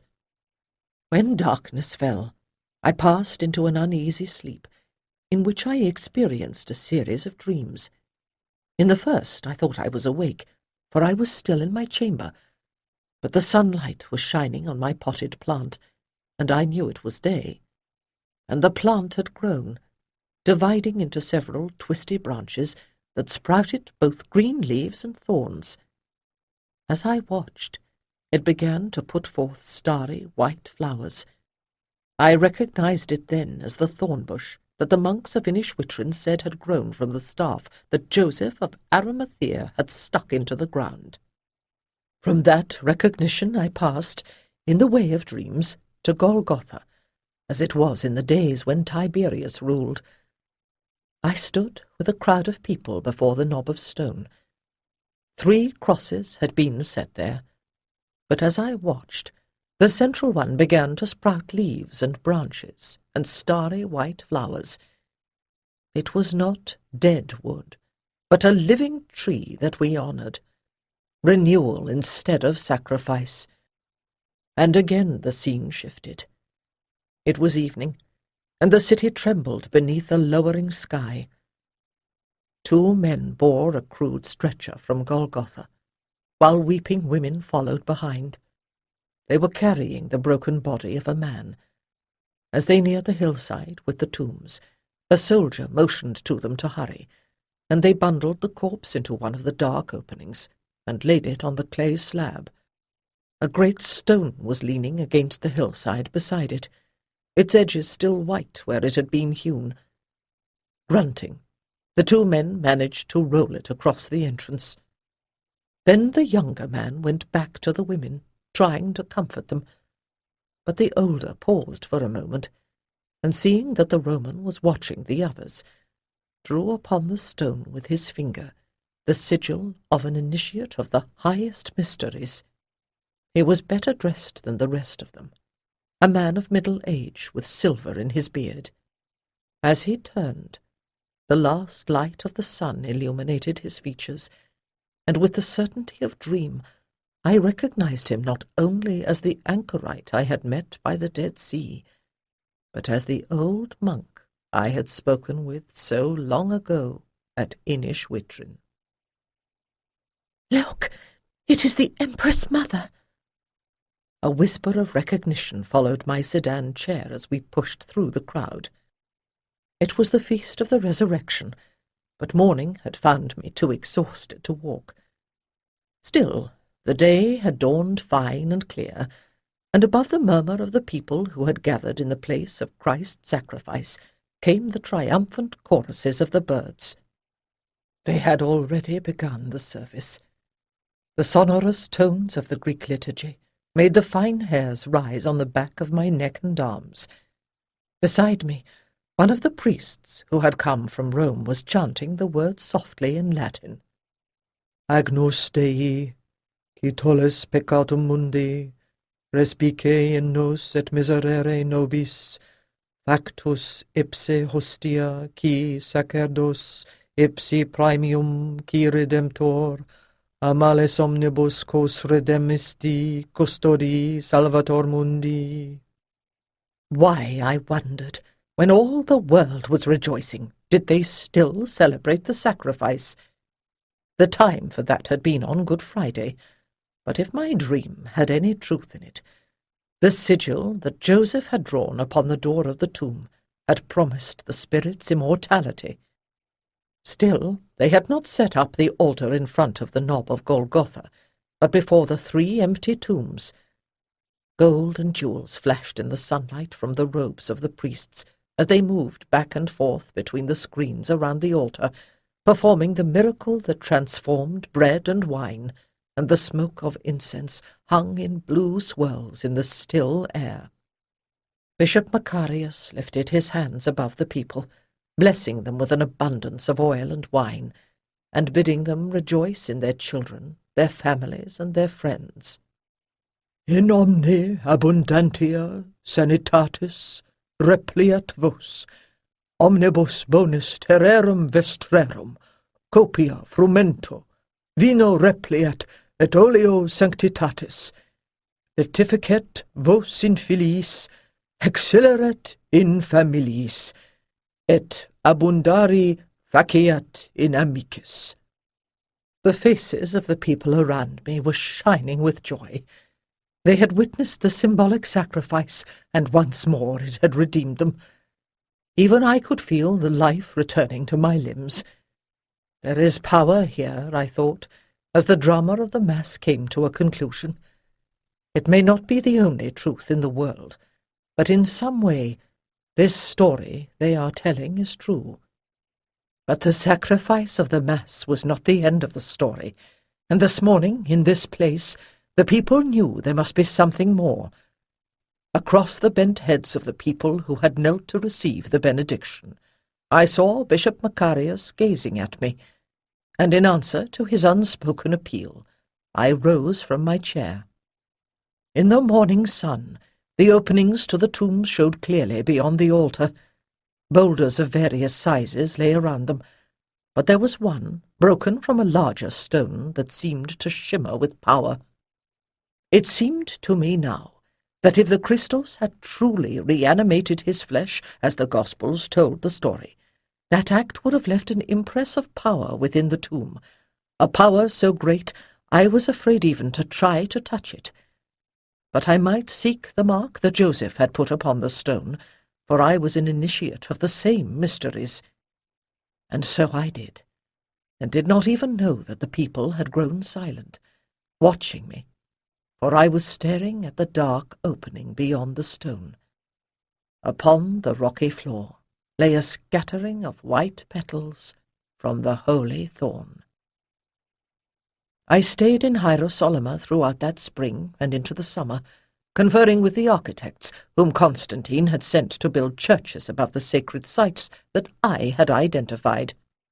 From my window I could see the foundations of the Church of the Holy Sepulchre, with its long nave extending to the east, as was so common in Constantine's churches, so that when the doors were opened, the high altar would blaze in the light of the rising sun. The rock of Golgotha had been trimmed to fit into the courtyard on the southern side, and the hillside behind the tomb cut away so that it could be covered by a rotunda. I had been brought up to believe that the eternal powers cannot be contained in temples made by human hands, and sacred space should be honored, not owned. But if this building, gilded and jeweled with mosaics from ceiling to floor, was more likely to impress pilgrims with the glory of the Church than with the wonder of the resurrection, such was the tradition of the Mediterranean world. I could foresee a time when the pagan shrines that had sanctified the landscape and scandalized the Christians would themselves be replaced by Christian icons. I wondered if by then there would be any pagans left to be upset by the change. One evening Eusebius arrived for dinner beaming. The emperor, he told me, had determined to refound the city of Drepanum as Helenopolis in my honor, and build a church to the martyr Lucian there. "It is a victory for the Arian way of thinking," he told me over the lamb and barley. "For Lucian was not only the best student of the theologian Origen, but he himself taught Arius. I thought he was a priest in the church at Antiochia, who published a new edition of the Scriptures." "That is so, but he was executed in Drepanum by Maximinus. You must visit there on your way home and give it your blessing." No doubt that would please Constantine, I thought unhappily. My son had taken to calling himself the 13th Apostle, a status that in practice seemed to demand the adulation formerly reserved for gods. The Roman emperors had been deified for centuries, but normally they waited for death to assume full godhead.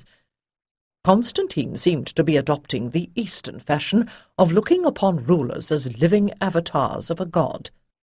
Obviously, no one dared to remind him that the kingdom of Jesus had not been of this world. "It is time I made plans for my departure," I said aloud. The words of the anchorite echoed in my memory, and images of Avalon haunted my dreams. But my present life of privilege was also a prison. Constantine would never let me leave. For now it would be enough to return to Rome. Perhaps from there I would be able to see my way. By the time I left Palestine, a full year had passed. I did not detour to visit Drepanum, preferring to remember it as it had been when I lived there with Constantius. Martha, her fervour undiminished, had remained to serve in the household of Bishop Macarius, but my faithful Cunuada was still with me, and my Canaanite dog, and the little thorn tree. With us came several chests full of souvenirs, both gifts and things I had somehow ended up buying: Palestinian robes and pottery, Tyrian textiles and glass from Ascalon. It was Rome that now seemed strange, a vast labyrinth of decaying splendours that included the Domus Caesarianum, my home.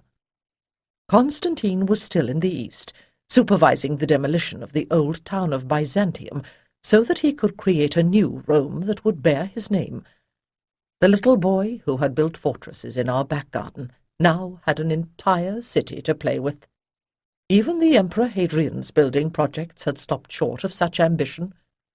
When Constantine had finished with Constantinople, would he compel God, I wondered, to let him recreate the world? Shortly after my return, I went to the church of Saints Marcellinus and Petrus to attend services and to donate a golden vessel that had been given to me by the procurator in Palestine. In one of the courtyards stood a sarcophagus of white marble covered with reliefs of horsemen. Constantine had ordered it, said the priest, but now the emperor was planning a great mausoleum in Constantinople, and no one had said what was to be done with the thing. I suppressed my amusement, assured him that they would no doubt find some use for it, and encouraged him to return to his report on the church's charities. I had had some thought of occupying my days by helping out here, but it was clear that Helena Augusta was far too important a figure to be allowed to dirty her hands that way. At least I assumed that the reverence with which I was treated was due to my position. But since I returned from the Holy Land, the offerings of flowers had begun to appear at my door again, and sometimes people would make me an obeisance that even the emperor did not demand. It was disquieting, and I realized that I would either have to become a recluse or go about the city in disguise. Cunuada was scandalized, but in Palestine I had grown accustomed to a simpler life. I was now nearly 80 years old, and surely, as I told her, I had earned the right to do as I pleased, or at least as much of what I pleased as my aging body would allow. Too often the old were thrust into a corner, sent off to some country cottage where they would not get in the way of their descendants, or even put into the street if they had no children who would, however grudgingly, provide for them. To become a gilded icon, set safely in a niche on the wall, and brought out on holidays, was only a more comfortable way of being put aside. But I had been set aside before, when Constantius left me to marry Theodora, and I had no mind to let it happen again. I might be old, but I was not powerless. Remembering how I had nursed the sick during the plague, I told Cunuada to go to a shop that sold used clothing and purchase garments suitable for a poor widow. She came back with 2 long-sleeved gowns, one of dusty brown, the other of faded blue, and both of them neatly mended, along with some sturdy sandals and several bleached linen veils. The priests at the church of Marcellinus and Petrus had only seen me jewelled and scented, my features half hidden by purple gauze. I doubted they would recognize me with white linen bound across my forehead and wearing a shapeless gown. And so it proved. I was only one of a covey of old women who helped to distribute food to the hungry and clothes and medicines to the poor. The activity eased my frustration, but after a year in Palestine, the Roman winter seemed raw and cold, and I fell ill myself in December, and for some months I went nowhere at all. As I lay in my bedchamber, alternately shaking with cold and burning with fever, it came to me that my life was drawing to an end. This was the ultimate parable of age, ancient, powerless, useless. I cried out for strength and God's help, and like an initiate plumbing the depths of the mysteries, I came to rest at last in an empty shrine. And there the secret was confided to me. There is no God, and no goddess, only the power of the mother within, giving what little strength one has. And then I realized that, as in childbirth I had created my own tormentor who would feed on me and destroy me, at the end of life I must endure the painful process of giving birth to the self, for myself alone. I had to give up power over my child, to become detached and uninvolved, and let him build his world. Why was this such a surprise? Had I not always known that what I did was by my own will? To leave Avalon with Constantius, to accept responsibility for bearing a child. When I did that, I became the goddess, with the same ruthless power. Now I was ready to renounce my child, and the grandchild I loved had been taken from me. It was for younger women to bear and care for children now. I might lend wisdom and counsel, but it was no longer my part to meddle in the affairs of the world, unless it was to teach the young ones what I had learned. There was nothing left to me but old age and declining strength, and, in the end, death. But I was beginning to see that this might also be an opportunity. As a mother, I had to deny myself to give first to others. Now it was given to me to be free again, to be uniquely myself, living for myself, procreativity, giving way to creativity. By the time I had the strength to get up and around, spring had come once more. The little thorn tree, which I had put into the earth just outside the chapel in my palace, had survived its transplanting, and was now putting out strong green shoots, starred with white bloom. When I looked at it, I did not see my well-tended gardens, but mist on the water and the smooth green slope of the holy Tor. I summoned a magistrate, and with his help and Kunwada's, I began work on my will. Every detail had to be covered, from freedom for those members of my household who were still slaves, to the disposition of the items I had brought back from Palestine. A man's robe, which the merchant had assured me was the very garment worn by Jesus, was to be sent to the bishop at Treveri, and a set of diadems worthy of the wise men to the church at Colonia. To Bishop Sylvester I left the Domus Caesarianum itself, with instructions to use its resources as needed, and to take care of the little thorn tree. Kunwada pulled a long face, but I found that simply planning to give so much away left me feeling lighter. How much freer would I feel if I simply walked away? Though I assured Kunwada I was feeling better, it was likely enough that death would soon release me. But if it did not, perhaps one day I would abandon all that held me in Rome. Attached to the church of Marcellinus and Petrus was a kitchen and a covered area where the poor could come for a meal.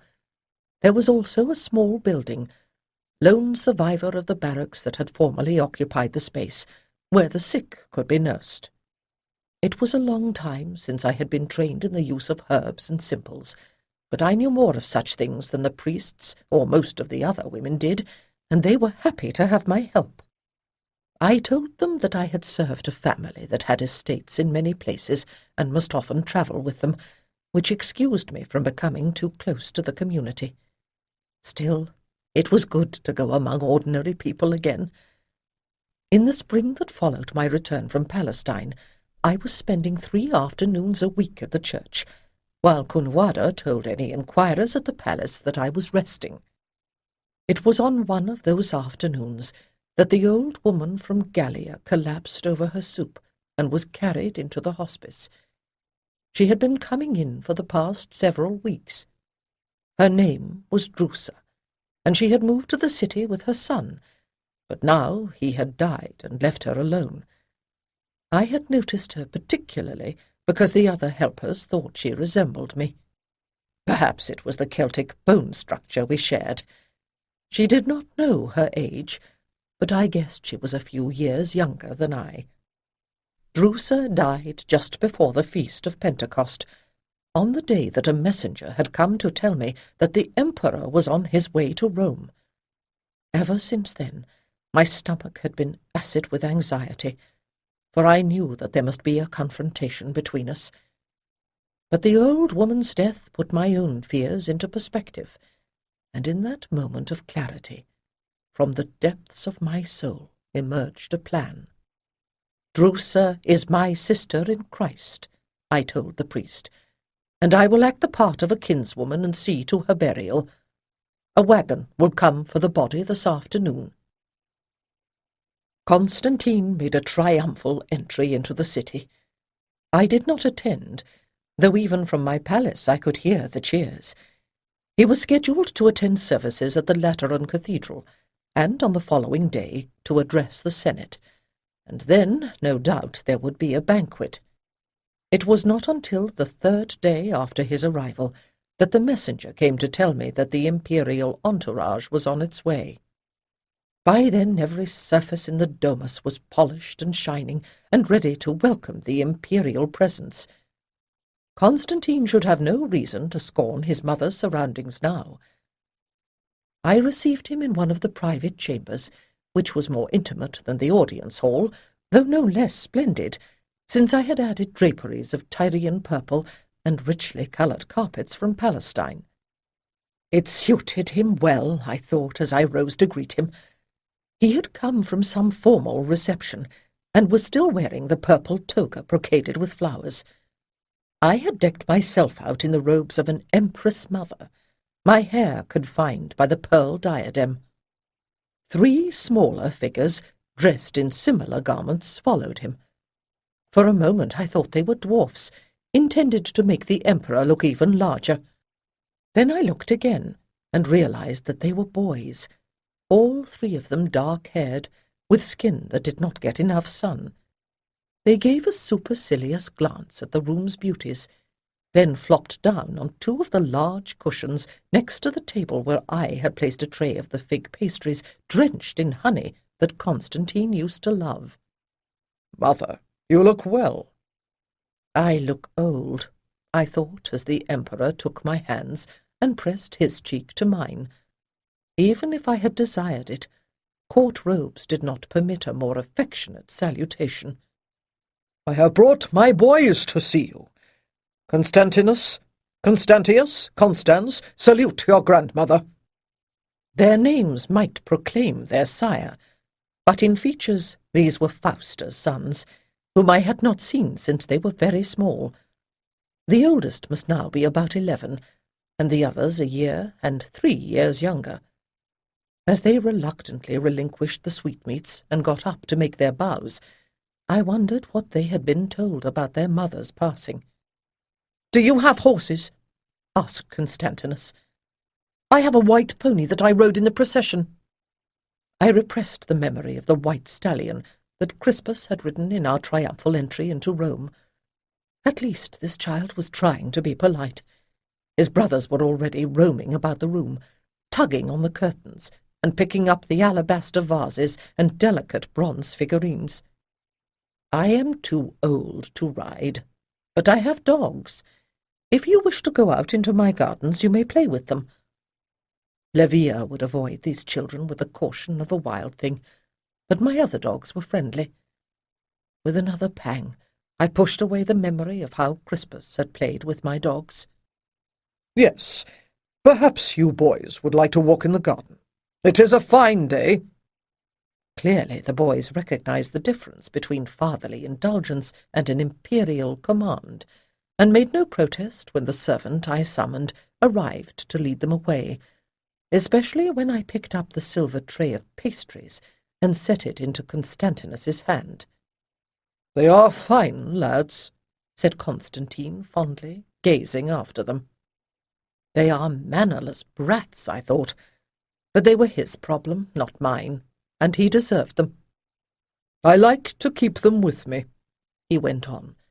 "There are those who would use them against me, you know, young as they are." I nodded, and seated myself on one of the carved ivory chairs, whose rounded back had been carved with scenes of Penelope and Ulysses. Its mate, which creaked as it took Constantine's weight, portrayed Dido and Aeneas. How did I come to have a son so old? I wondered then. Since I had last seen him, the flesh had begun to sag a little on the big bones, and the skin of his face was deeply scored by lines of anger and suspicion, as well as power. He seemed to have bounced back from the tragedy of Crispus and Fausta, but had not been left without scars. "Your journey to Palestine was a great success." Constantine poured a goblet of wine from the flagon that had been left with the pastries upon the table. "Even if they can agree on nothing else, both Eusebius and Macarius are unanimous in praise of your virtues." He grimaced as he remembered his battle to force the bishops to consensus. I had heard that the compromises of Nicaea were already fraying. In the old days, men had served their gods as their temperaments inclined, and no one would have seen any point in trying to make them all see things the same way. "As I hoped, the image of the imperial family is beginning to shine brightly once more. Now I would like you to make a journey to the churches founded by St. Paulus." No. Though I found great beauty in the words of Jesus, I was becoming increasingly aware of a difference between the truths he taught and the church Paulus had established in his name. Constantine was still talking. I cleared my throat. "No, I will make no more journeys for you." "But why? Are you ill?" The Emperor's eyes opened wide as he realized that I had denied him. "I am well enough for now, but I am old. I have served you and the Empire. In the time that is left to me, I must care for my soul." "Do you wish to retire from the world? Perhaps to a community of holy women, praying for the Empire?" I could see the beginnings of calculation in his eyes. I could not really blame him. This ability to extract political benefit from everything was, I suppose, one of the things that made him an effective emperor. But in a world that was full of stories of young people rebelling against their parents, I had never considered how hard it might be for an elder to win freedom from her children. "I will not head your congregation of Christian Vestals, Constantine," I said tartly, "but I am going away." "I cannot allow that." Constantine shook his head. "You are too useful to me here." "Useful?" I was growing angry at last. "How useful will I be if I begin to call the death of Crispus a murder, or proclaim myself disillusioned with Christianity and go to make offerings at the temple of Juno Regina on the Capitol?" "You will not! I can imprison you here." Constantine was half out of his chair, his face flushing dangerously. "Do you think I have taken no precautions?" I snapped back at him. "I am your mother. I have distributed letters to be sent out in a week's time unless a word from me recalls them." "You will say that word." "Or you will murder me, as you did Fausta." I am old, Constantine, and death holds no terrors for me. Neither threats nor pain will bend my will." "Are you still a Christian?" Somehow I sensed this was not self-interest, but a deeper and more superstitious fear. I sighed. How could I make him understand? I have always wondered why a man who can see only one colour is considered disabled, and yet is praised when he will accept only one deity. I believe that Christ bore the power of God, and I honour his teachings. But I know that the goddess, in her many guises, loves her children as well. Do not try to define me as Christian or pagan, Constantine. I took a deep breath, remembering the sigil I had seen Josephus of Arimathea inscribe upon the tomb. I am a servant of the light. Let that be enough for you.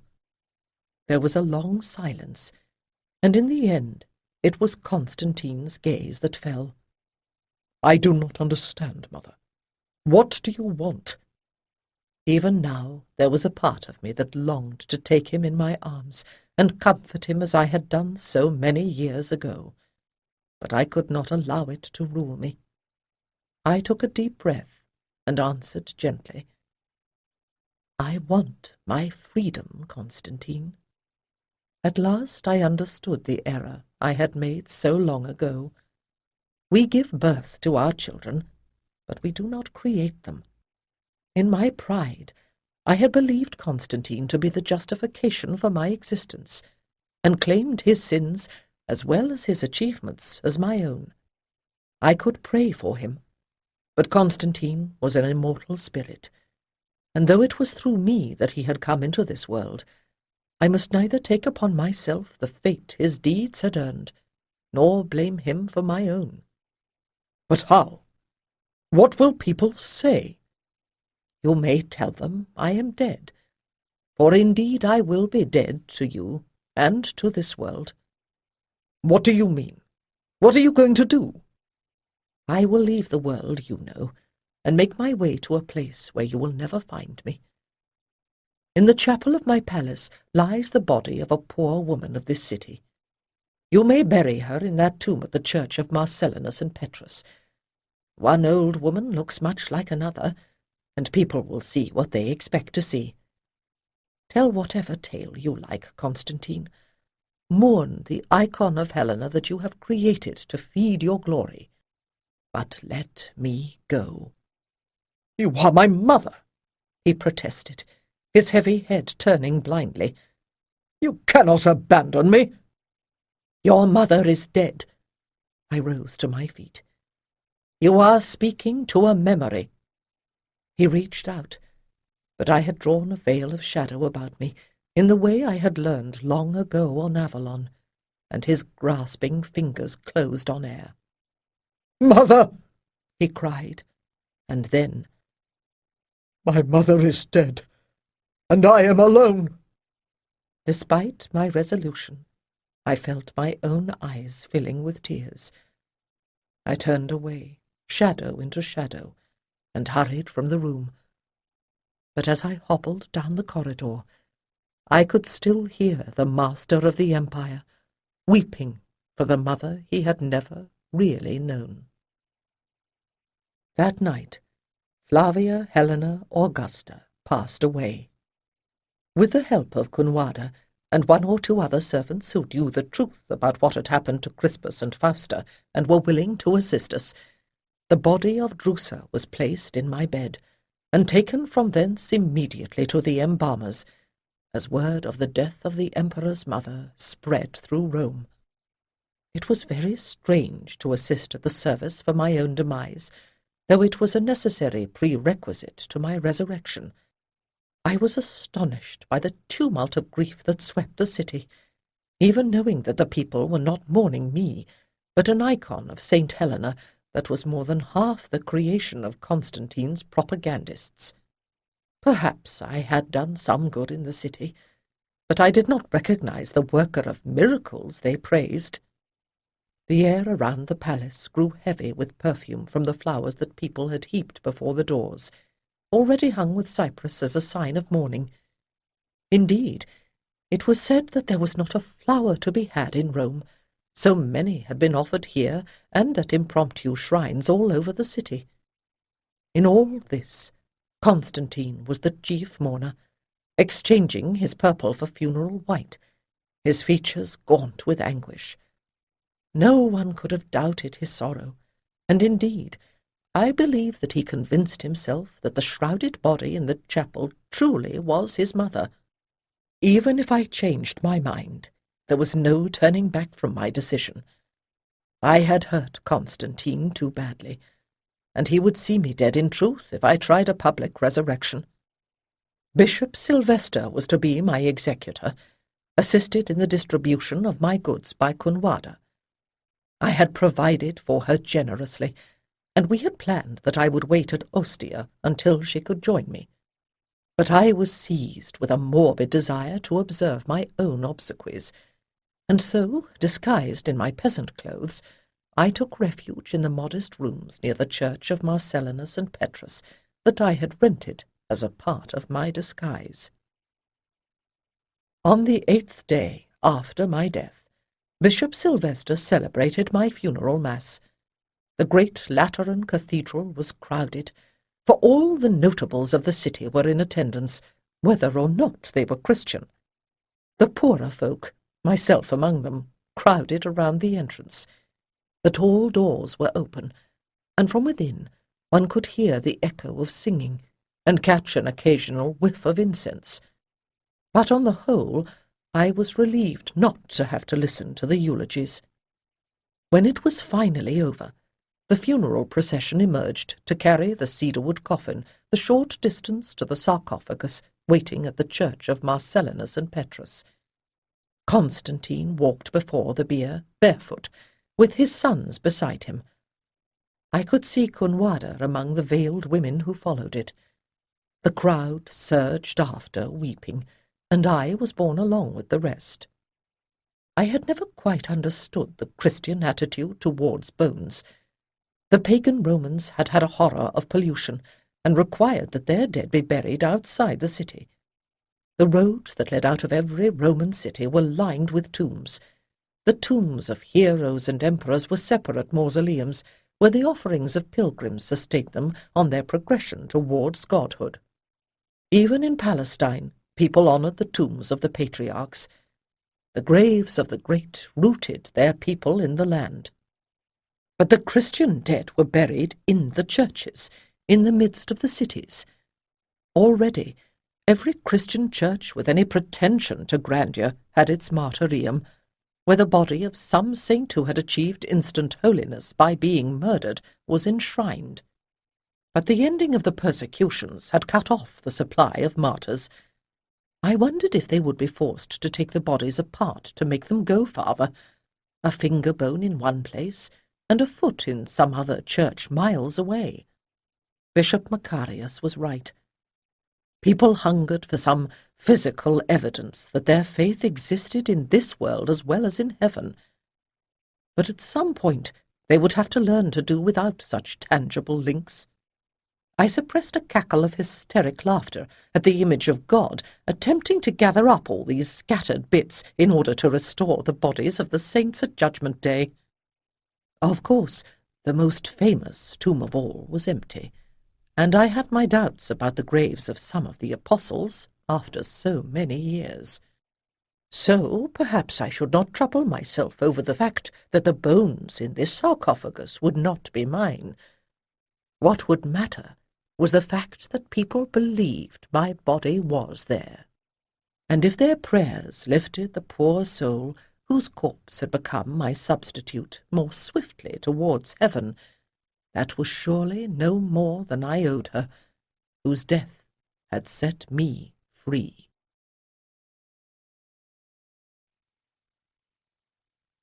(21) A.D. 329. To be dead is not so terrible. Indeed, I am feeling livelier every day. I gave Cunwada a reassuring smile. We had considered passing me off as her mother, but the Empress's freedwoman was well known, and it seemed wiser to say that I was an old British servant called Avalon.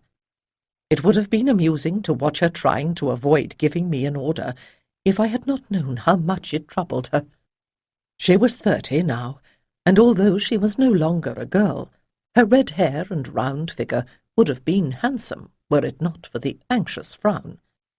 My will had provided her with enough money to buy herself a nice little estate anywhere in the empire, and a husband to go with it if she so desired. Each day that she stayed with me, I was humbled by her loyalty. Almost 2 months had now passed since we took ship from Ostia in the grey dawn of an early summer day. In Massilia we had purchased a modest carriage, and begun the long journey north to Britannia. "You are truly feeling stronger?" asked Kunwada. I nodded. I had not realized how the stiff robes and ceremony of my old identity had weighed upon me. Without them I felt lighter in body and spirit, and the shortness of breath that had plagued me in Rome had almost disappeared.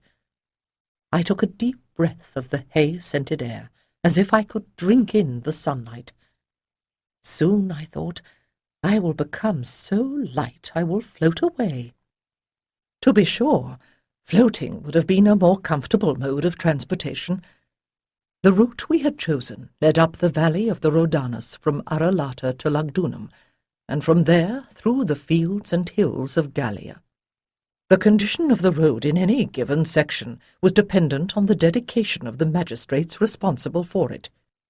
A year ago, I would have refused to stir without a well-upholstered litter and a team of soft-footed Nubians to carry it, but I was enduring the jolting of the carriage surprisingly well. If I had known how much I would enjoy my freedom, I thought then, I would have made my escape years ago. But years ago, I reminded myself grimly, I had still been hoping to save the Empire through my son. Now I began to recognize the hills around Treveri. To stop here was a risk, but I doubted that anyone would look twice at an old woman with a sun-browned face beneath her broad hat wrapped in a mended shawl. Even as we crossed the old bridge over the Mosella, I could see changes. The palace that I had given to Crispus had been partially demolished and was being rebuilt as a double cathedral. By now, the frescoes of the imperial women that had decorated his nuptial chambers probably lay in fragments under the new floor. The woman who kept the inn where we took lodgings was a fount of gossip. From her we learned that the baths where Fausta had died were now the property of the bishop. The exercise hall was being converted into another church, and the rest of the buildings torn down. Nobody said so, but clearly they thought that Constantine was trying to buy enough prayers to purge the memory of his crimes. But it was Crispus's memory that was being purged. The people of Treveri had loved their young governor, and resented the fact that the statues and inscriptions that once had honoured him had not been restored. And it had been many months since I had heard from his wife Helena. "Remember, until we know the situation, you are to let me do the talking." Kunwada glanced nervously back down the street. Save for a slave who was sweeping the horse droppings from in front of his master's door, it was empty. It was always possible that someone in the Emperor's service was having Kunwada followed, but we had seen no signs of it during our long days on the road. I pulled my veil down to hide my features. I understand. The house of Lena's parents was in a quiet street near the outskirts of Treveri, lined by well-kept houses, though the area where we stood had not been swept recently, and there was a chip in the plaster of the wall near the door. It seemed a long time before our knocking was answered, and a girl with her hair tied up in a rag, as if she had been cleaning, opened the door. Kunwada and I traded looks. We had been admitted by a doorkeeper when we were here before, but from somewhere deeper in the house I could hear the happy laughter of a child. "Is your master or your mistress at home?"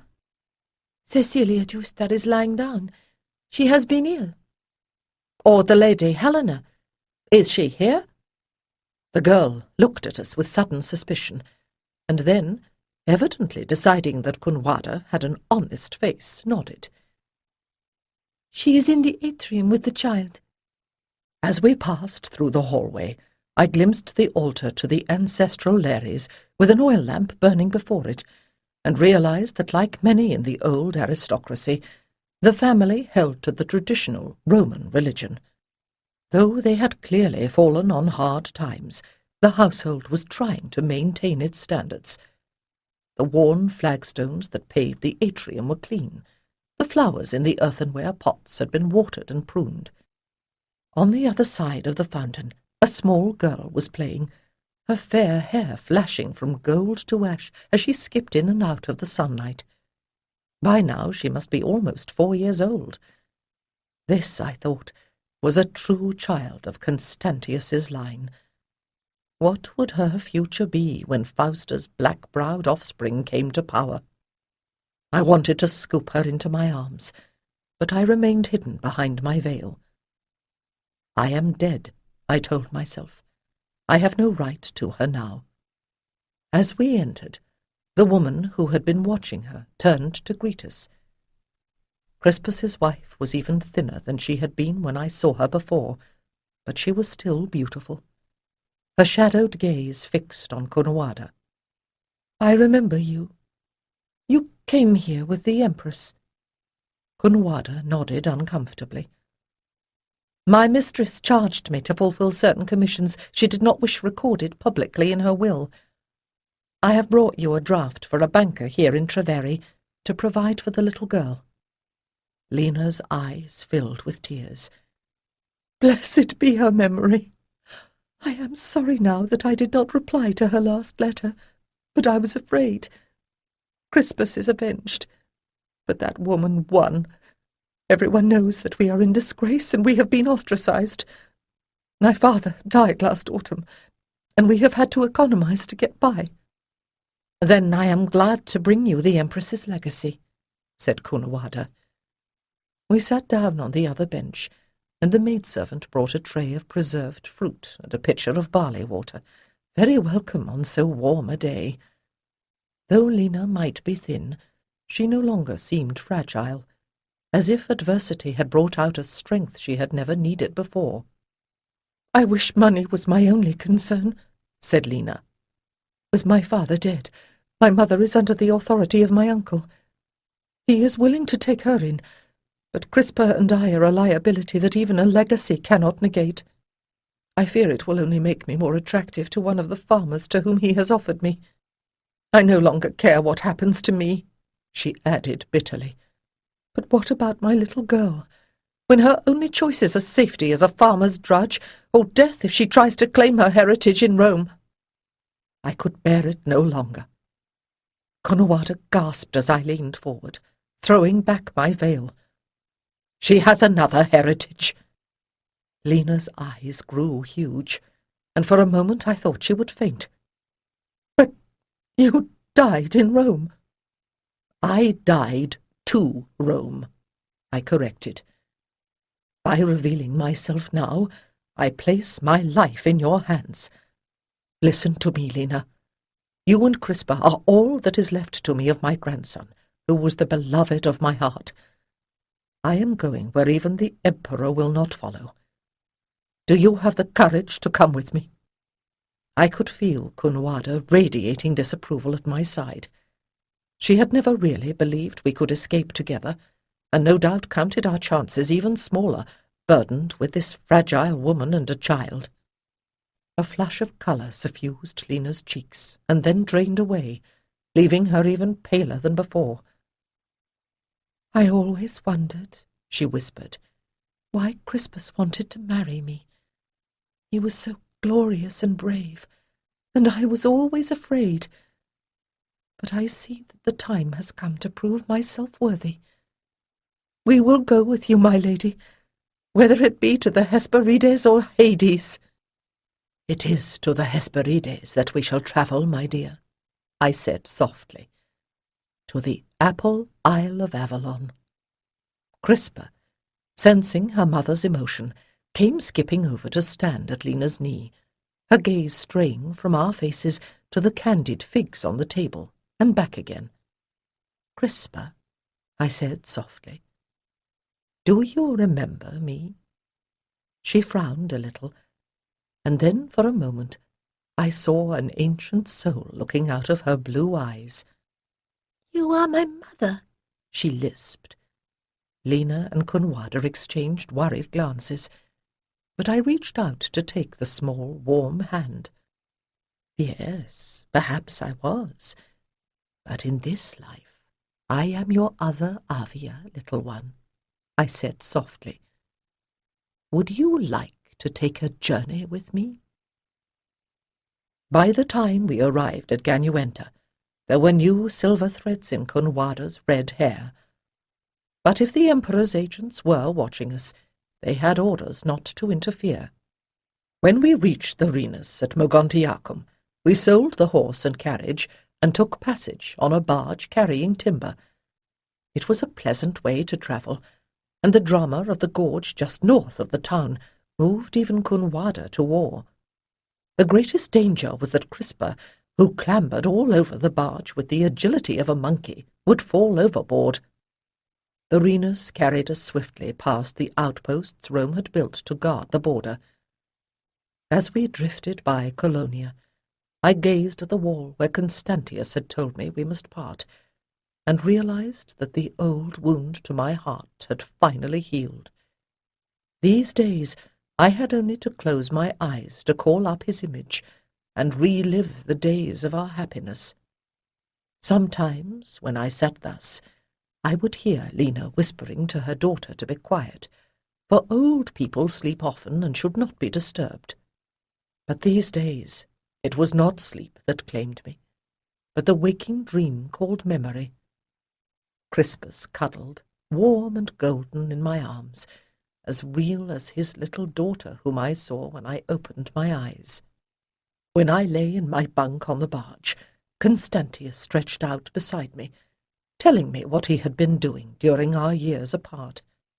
Even Constantine came to me at times in the shape of the boy he had been before he became infected with that disease called Empire. And as our journey continued, I was visited more and more often by the folk of Avalon. Very quickly I learned not to mention these ghostly encounters. At worst, my companions thought my mind was wandering, and at best it made them uncomfortable.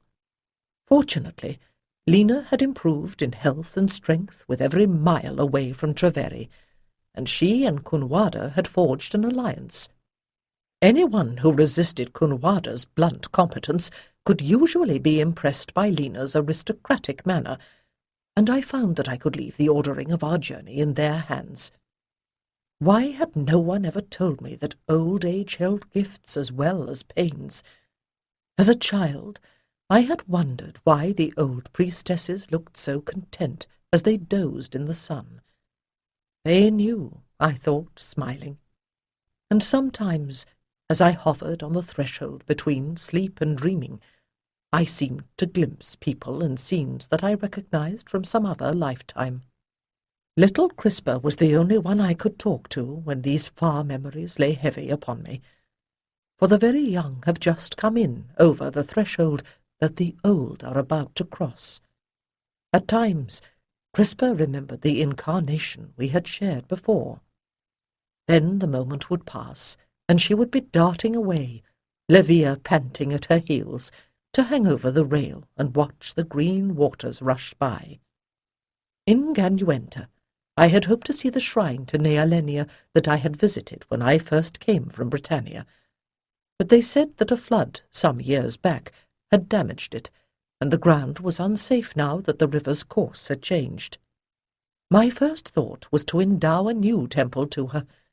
After contributing to so many Christian churches, surely that was the least I could do for the goddess who had guided me for so long. But such an act might have aroused unwelcome questions, and the funds that remained to me were needed to support the two women whom I now spoke of as my daughters, and the child.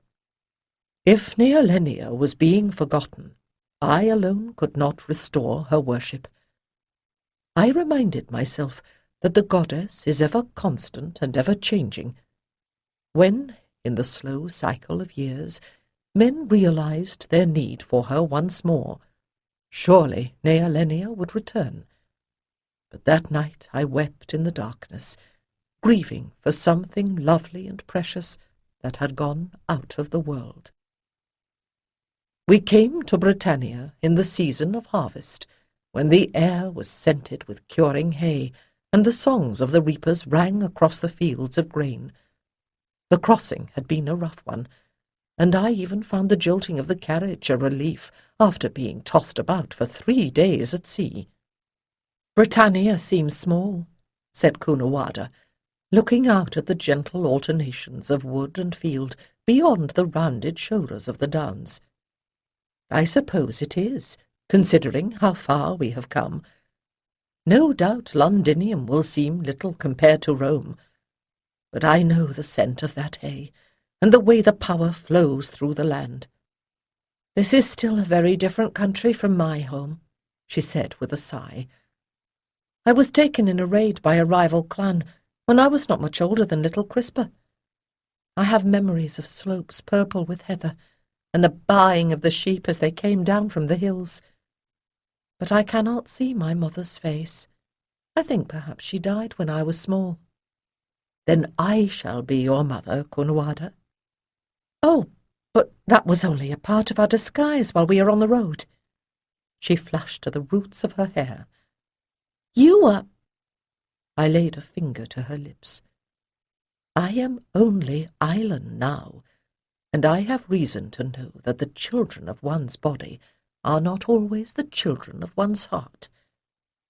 Gazing at that familiar, strong-boned face, I was amazed that through all those years when I had thought myself destitute of love, I had not noticed the treasure that lay beneath my hand. But it was as I had said. I was no longer the Empress, her mistress. We could be 2 women together now. I never imagined. I never dared. She shook her head, sniffing, and wiping her eyes on her sleeve. "Oh, my lady, my mother, you gave me my freedom, but I was still empty. Now you have given me a soul." I opened my arms then, and held her until her sobs had ceased. In my will, I had bequeathed the house in Londinium to Cunuada, and she had written from Treveri to tell the tenant she was coming there to live. When we arrived, the place was empty. Indeed, it was practically without furnishings, and Cunuada and Lena spent a busy day in the marketplace purchasing bedding and kitchen gear. I had looked forward to seeing what more than 20 years had done to the city, but that morning I was having trouble with my breathing, and I thought it best to stay indoors with Crispa to keep me company. "Avia, who are the pretty ladies?" Crispa pointed at the relief of the 4 matrony which I had commissioned so long ago. It was one of the few decorations that had survived my absence, perhaps because it was bolted to the wall. I took a careful breath, then turned. "They are the mothers." "Look, one of them has a dog." Levia stood up, tail wagging at the word. "Not you, silly!" exclaimed Crispa, reaching up to pat the carven flank of the hound in the lap of the 3rd figure in the frieze. "And one has a baby, and the other 2 have fruit and a loaf of bread. Are they goddesses?" "They are the goddess, but she has many faces, as many faces as there are mothers in the world, and when they grow old and leave their bodies to pass over to the other world, they continue to watch over their children." I had tried to keep my voice calm, but Crispa was a sensitive child, and she climbed into my lap and put her arms around my neck. "Avia, will you always watch over me?" As I hugged her, I felt an ache in my throat, and knew it was not shortness of breath, but unshed tears.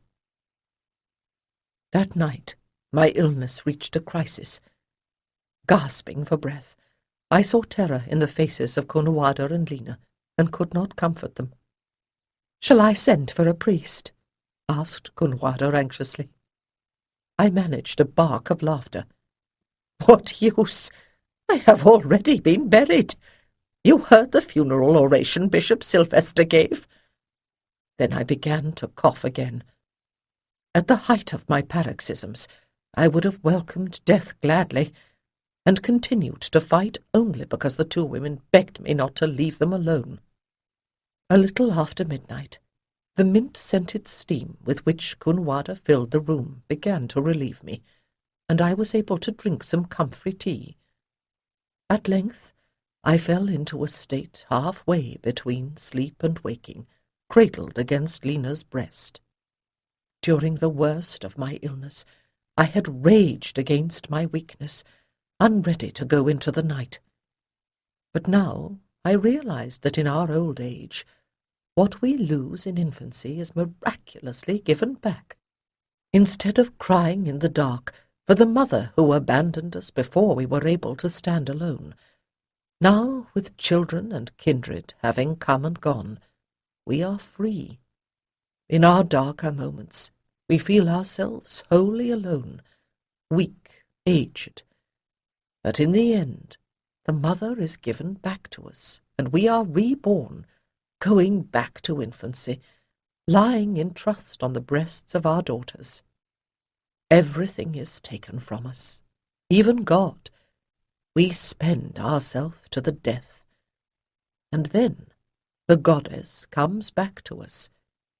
From becoming the goddess, the mother, we have created the goddess in our daughters, our sisters, as we turn to her, knowing that even if we must die, still not knowing anything else, we die in her arms and on her breast. But I did not die. Waking to the clear light of morning in Lena's arms, I took a deep breath and rejoiced as the life-giving air filled my lungs. None the less, I was desperately weak, and I could feel my heart bound in my breast. For the first time, I faced the possibility that this body might fail me before I reached my goal. I remembered times during my illnesses when death would have been a welcome release. At other moments I had called on the teachings of Avalon to counter my panicked fear. I had reason to believe that death was only a passage from one kind of existence to another, but I had still dreaded the moment of transition. Now, however, I realized that my fears were not for myself, but for those I would leave behind. "You are awake," Lena exclaimed as she felt me stir. "And you are better, thank the gods." "For now. But if I do not recover, I must tell you how to get to Avalon." Lena's cheeks grew pink with embarrassment. "Do you mean it is a real place? I thought you were speaking as the poets do, to describe the safety we would find in Britannia." I opened my mouth to correct her, then closed it, realizing how deeply ingrained was the prohibition against telling outsiders of the sacred isle. "It is real, though difficult to attain. It lies in the land called the Summer Country. There is a vale between two lines of hills, so low that when the rivers are in flood, or the winter storms back up the tides, the water covers it, and any bit of higher ground becomes an island. And there is one such, crowned by a pointed tor, which is called Inish-Witrin. As I strove to remember the landmarks for that journey, I found myself wondering if Teleri had ever reached Avalon when she set out from Londinium so long ago. She had not been an initiated priestess who knew how to part the mists when she left it, but she had gone at the order of the lady. Surely Diana would have welcomed her back again. "When you reach it, do not go to the monks who have their little church at the base of the tor, but stop at the village of the fisherfolk who live in the marshes, and tell them that you are Island's granddaughter, and you wish to be taken to Avalon." She looked dubious, and I sighed, for in truth I could not even guarantee that I would be admitted after so many years. And was I justified in taking Lena there? This vital young woman, whose cheeks were glowing despite the shadows a difficult night had painted beneath her eyes, was a very different creature from the fragile and frightened girl I had helped to escape from Treveri almost 2 months ago. The Holy Isle is a refuge where no king or emperor can follow, but you are not required to go there. If you and Crispa take new names, I think it likely that you will be able to live in perfect safety here in Londinium. The winged brows drew down. Don't you want us to come with you? Lena, do you not understand how I have come to love you? That is why the choice must be yours. I only know that I have to go there. I paused, remembering how Ganeda had cast me out. For so long I had believed my link to the Isle forever broken. But was it truly so? In my dreams I saw Avalon shining like a beacon. Perhaps the power to find it had only lain hidden within. At least, I said then, I have to try. It was October before I was strong enough to attempt the journey home. The carriage in which we had travelled from Dubris was fitted with a soft mattress and loaded with provisions. But before departing Londinium, I had one last task. I had noted how swiftly, with Constantine's favour, Christianity was becoming the religion of the empire. I could foresee a time when its shrines and symbols would displace those of the old religion entirely, reinventing Britannia as a Christian land. In the time that was coming, there would be few to understand that it was possible to honour both the goddess and the god. It pained me to think that my carving of the mothers might one day be mocked by folk who no longer saw it as holy.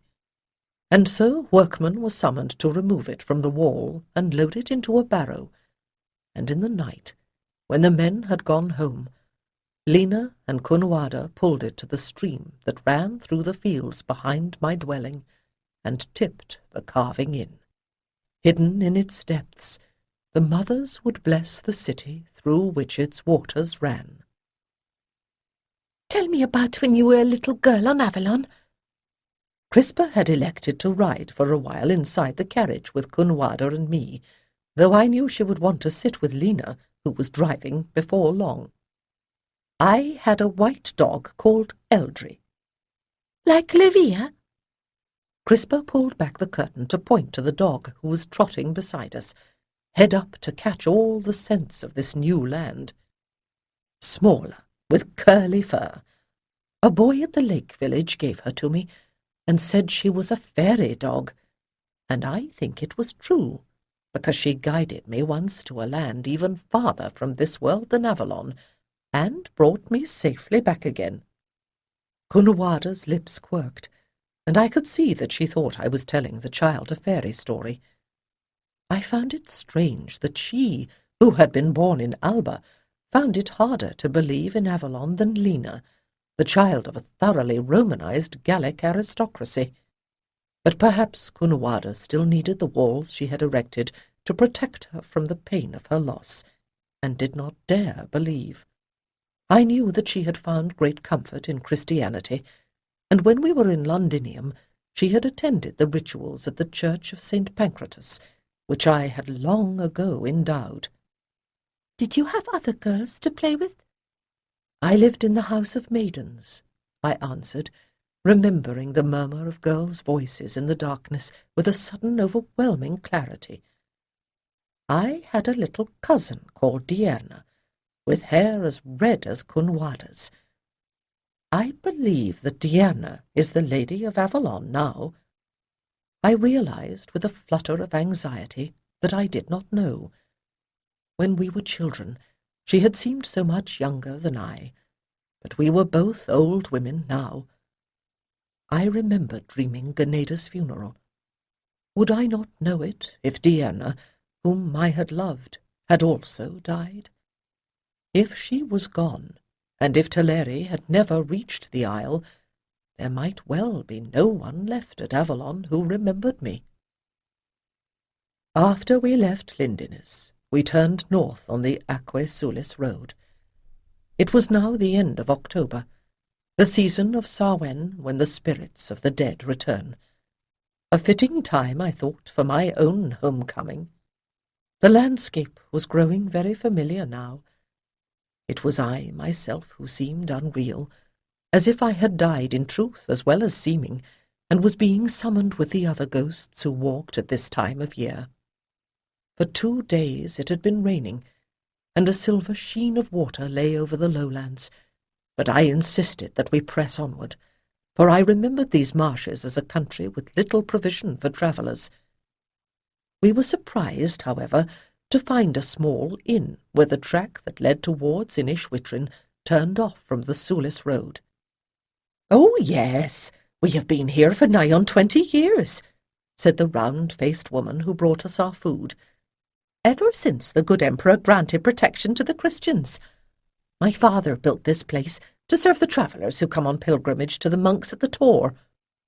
I blinked at this, for in my day the monks of Inishwitrin had been a tiny community whose safety depended on being overlooked by the authorities. But the Christians were the authorities now, and it remained to be seen if they would use the power given them more wisely than those who had held it before. In the morning we set out once more, bracing ourselves as the carriage lurched across the log causeways, and as the sun sank, we saw the pointed cone of the Tor rising against the golden sky, haloed in light. "It is real," breathed Lena. I smiled, for in that moment even the isle that lies in the mortal world was touched with glory. Yet our true destination was a place more wonderful still. I could see the smoke of the monastery's cook fires as we skirted the isle. From here we had to go on foot, for the lake village could not be reached any other way. It was almost sunset, and Kunwada and Lena were growing nervous. But now that we were here, anticipation gave new strength to my limbs. The path, at least, looked the same. I doubt it had changed for 1,000 years. Leaning on Kunwada's arm, and feigning a certainty I did not entirely feel, I started down it. "No, honoured ones, you go back to houses of the shaven heads." The headman of the village touched his forehead to indicate a tonsure. "No place for you here." The little dark people of the village whispered behind him, eyeing us nervously. On this night, the mound on which the round huts huddled was lit by torches, whose red flicker seemed kindled from the setting sun. If we had come a little later, they would have thought us spirits and refused to admit us at all. This was a difficulty I had not anticipated. I stared at the man, frowning. I should have renewed the crescent on my brow with woad, I thought then, as the elder priestesses used to do on festival days. How could I convince him to send word of my coming to Avalon? "Do your people remember a daughter of the Sun People who was brought here long ago to be trained as a priestess? A boy called Otter gave her a fairy dog. Does that boy live still?" There was a murmur from the crowd, and a woman who looked as old as I pushed forward. "Otter, my father. He liked to tell the story. A princess of the tall folk, he said." She gazed at me in wonder. "I was that little girl, and I became a priestess on the Holy Isle. But that was many years ago. Will you send word to the Lady of Avalon, and tell her that Islan has returned?" "If you are priestess, you can call mists and go." The headman still looked dubious. "I have been long away, and may not return without the lady's leave," I answered him. I had disobeyed the lady once. I would not, even if I still had the power, do so again. You will be well rewarded. Please." He gave a snort of laughter. "It is not for gold we serve Avalon. I call the lady, but this night they have ceremonies. She cannot come before morn." In my dreams, it was Ganeda who came to me, with Sigvolla and Wren and the other priestesses, and Alia, whom I had loved. I knew this must be a dream, because Ganeda was smiling, her arm around the waist of another woman with dark hair whom I recognized, without knowing how, as my own mother, Rian. They were robed in priestess blue, garlanded as if for a festival, and they held out their arms in welcome. I knew then that it was my own belief, not Ganeda's word, which had exiled me from Avalon. Laughing, I started towards them, but as I was about to touch Alia's hand, someone called my name. Annoyed, I reached for the dream image, but the call was repeated, in a voice I could not deny. I opened my eyes to light that streamed through the open door of the roundhouse in which we had been sleeping, glowing in Crispa's bright hair and on Levia's golden hide, outlining Lena and Conwada as they helped me to sit up, and falling full upon the blue robe of the woman who stood before me. I do not know why I had expected that Diarna would still be a young girl.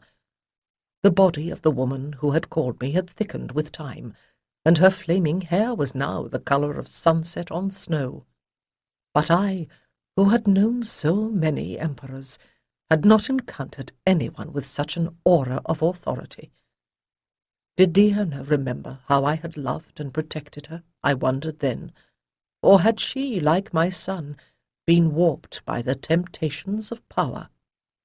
"Ailen," her voice trembled, and suddenly I saw looking out of her eyes the little cousin I used to know.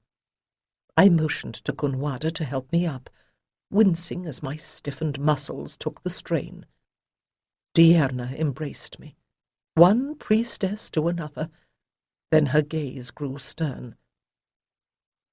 "I will use that name, but I know who you were in that other world. You have been used to position and power, and you are heir to the elder line of Avalon. Have you come to claim rule here?" I looked at her in amazement. Then I remembered that she had been trained by Ganeda.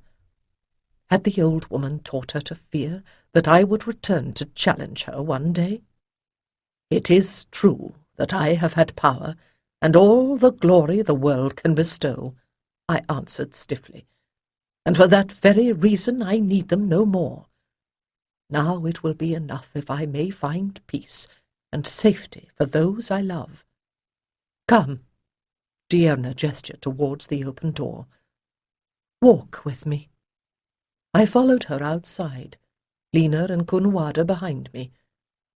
A misty autumn morning veiled the marshes as if we were already between the worlds.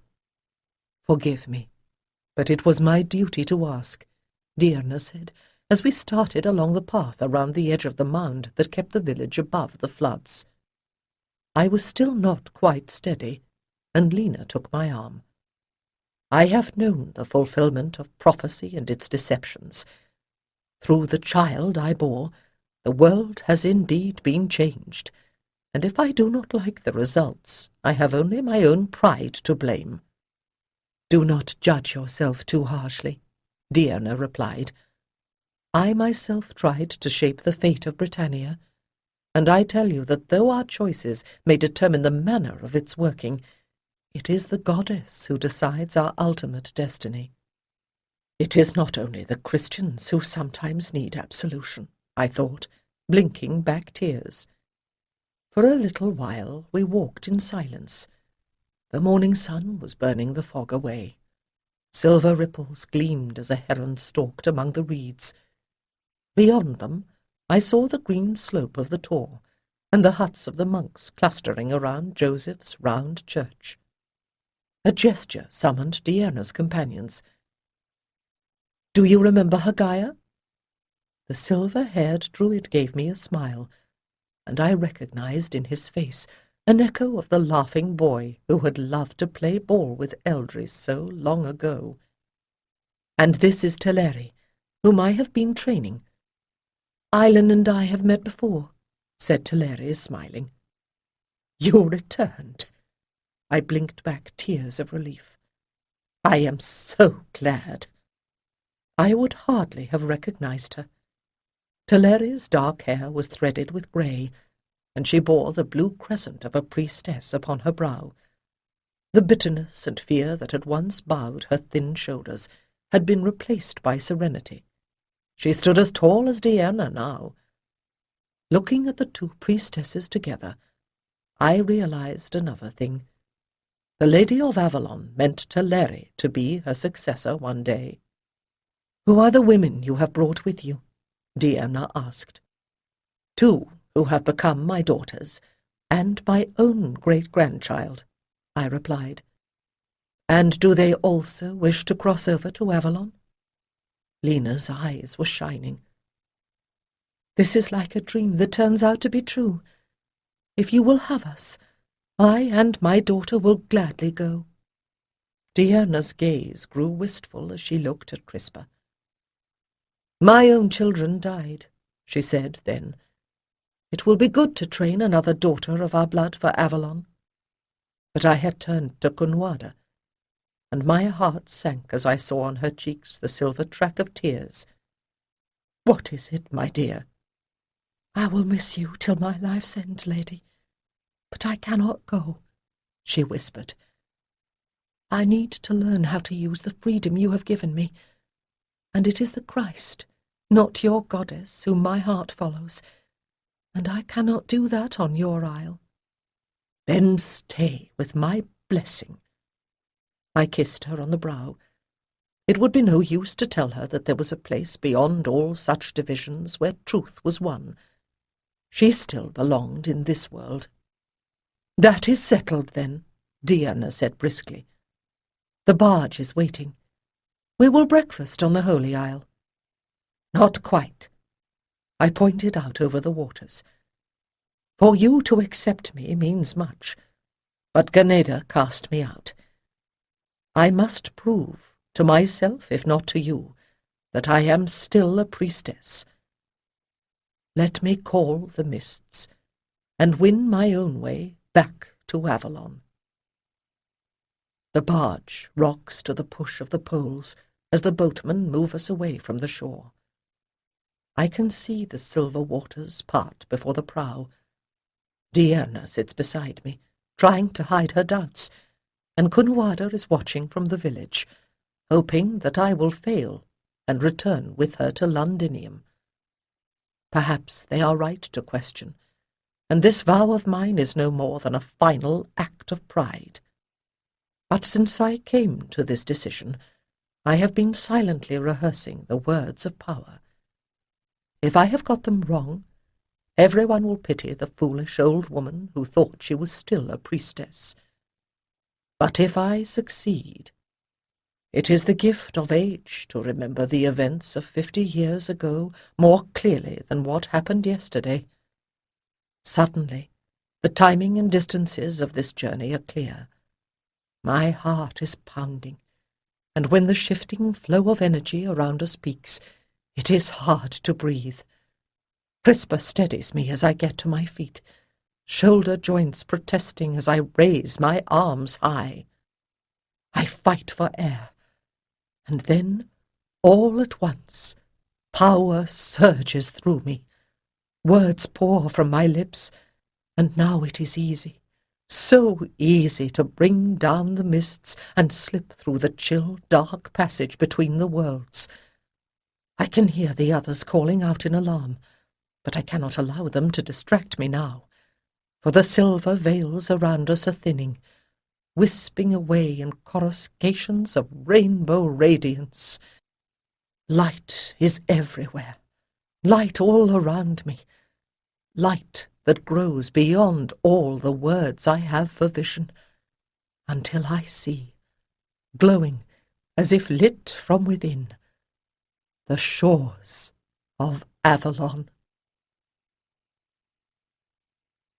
This concludes Priestess of Avalon. Please visit our website www.tantor.com for more information on our growing library of unabridged audiobooks and to take advantage of special offers, or call toll-free 877-7-TANTOR to request a catalogue.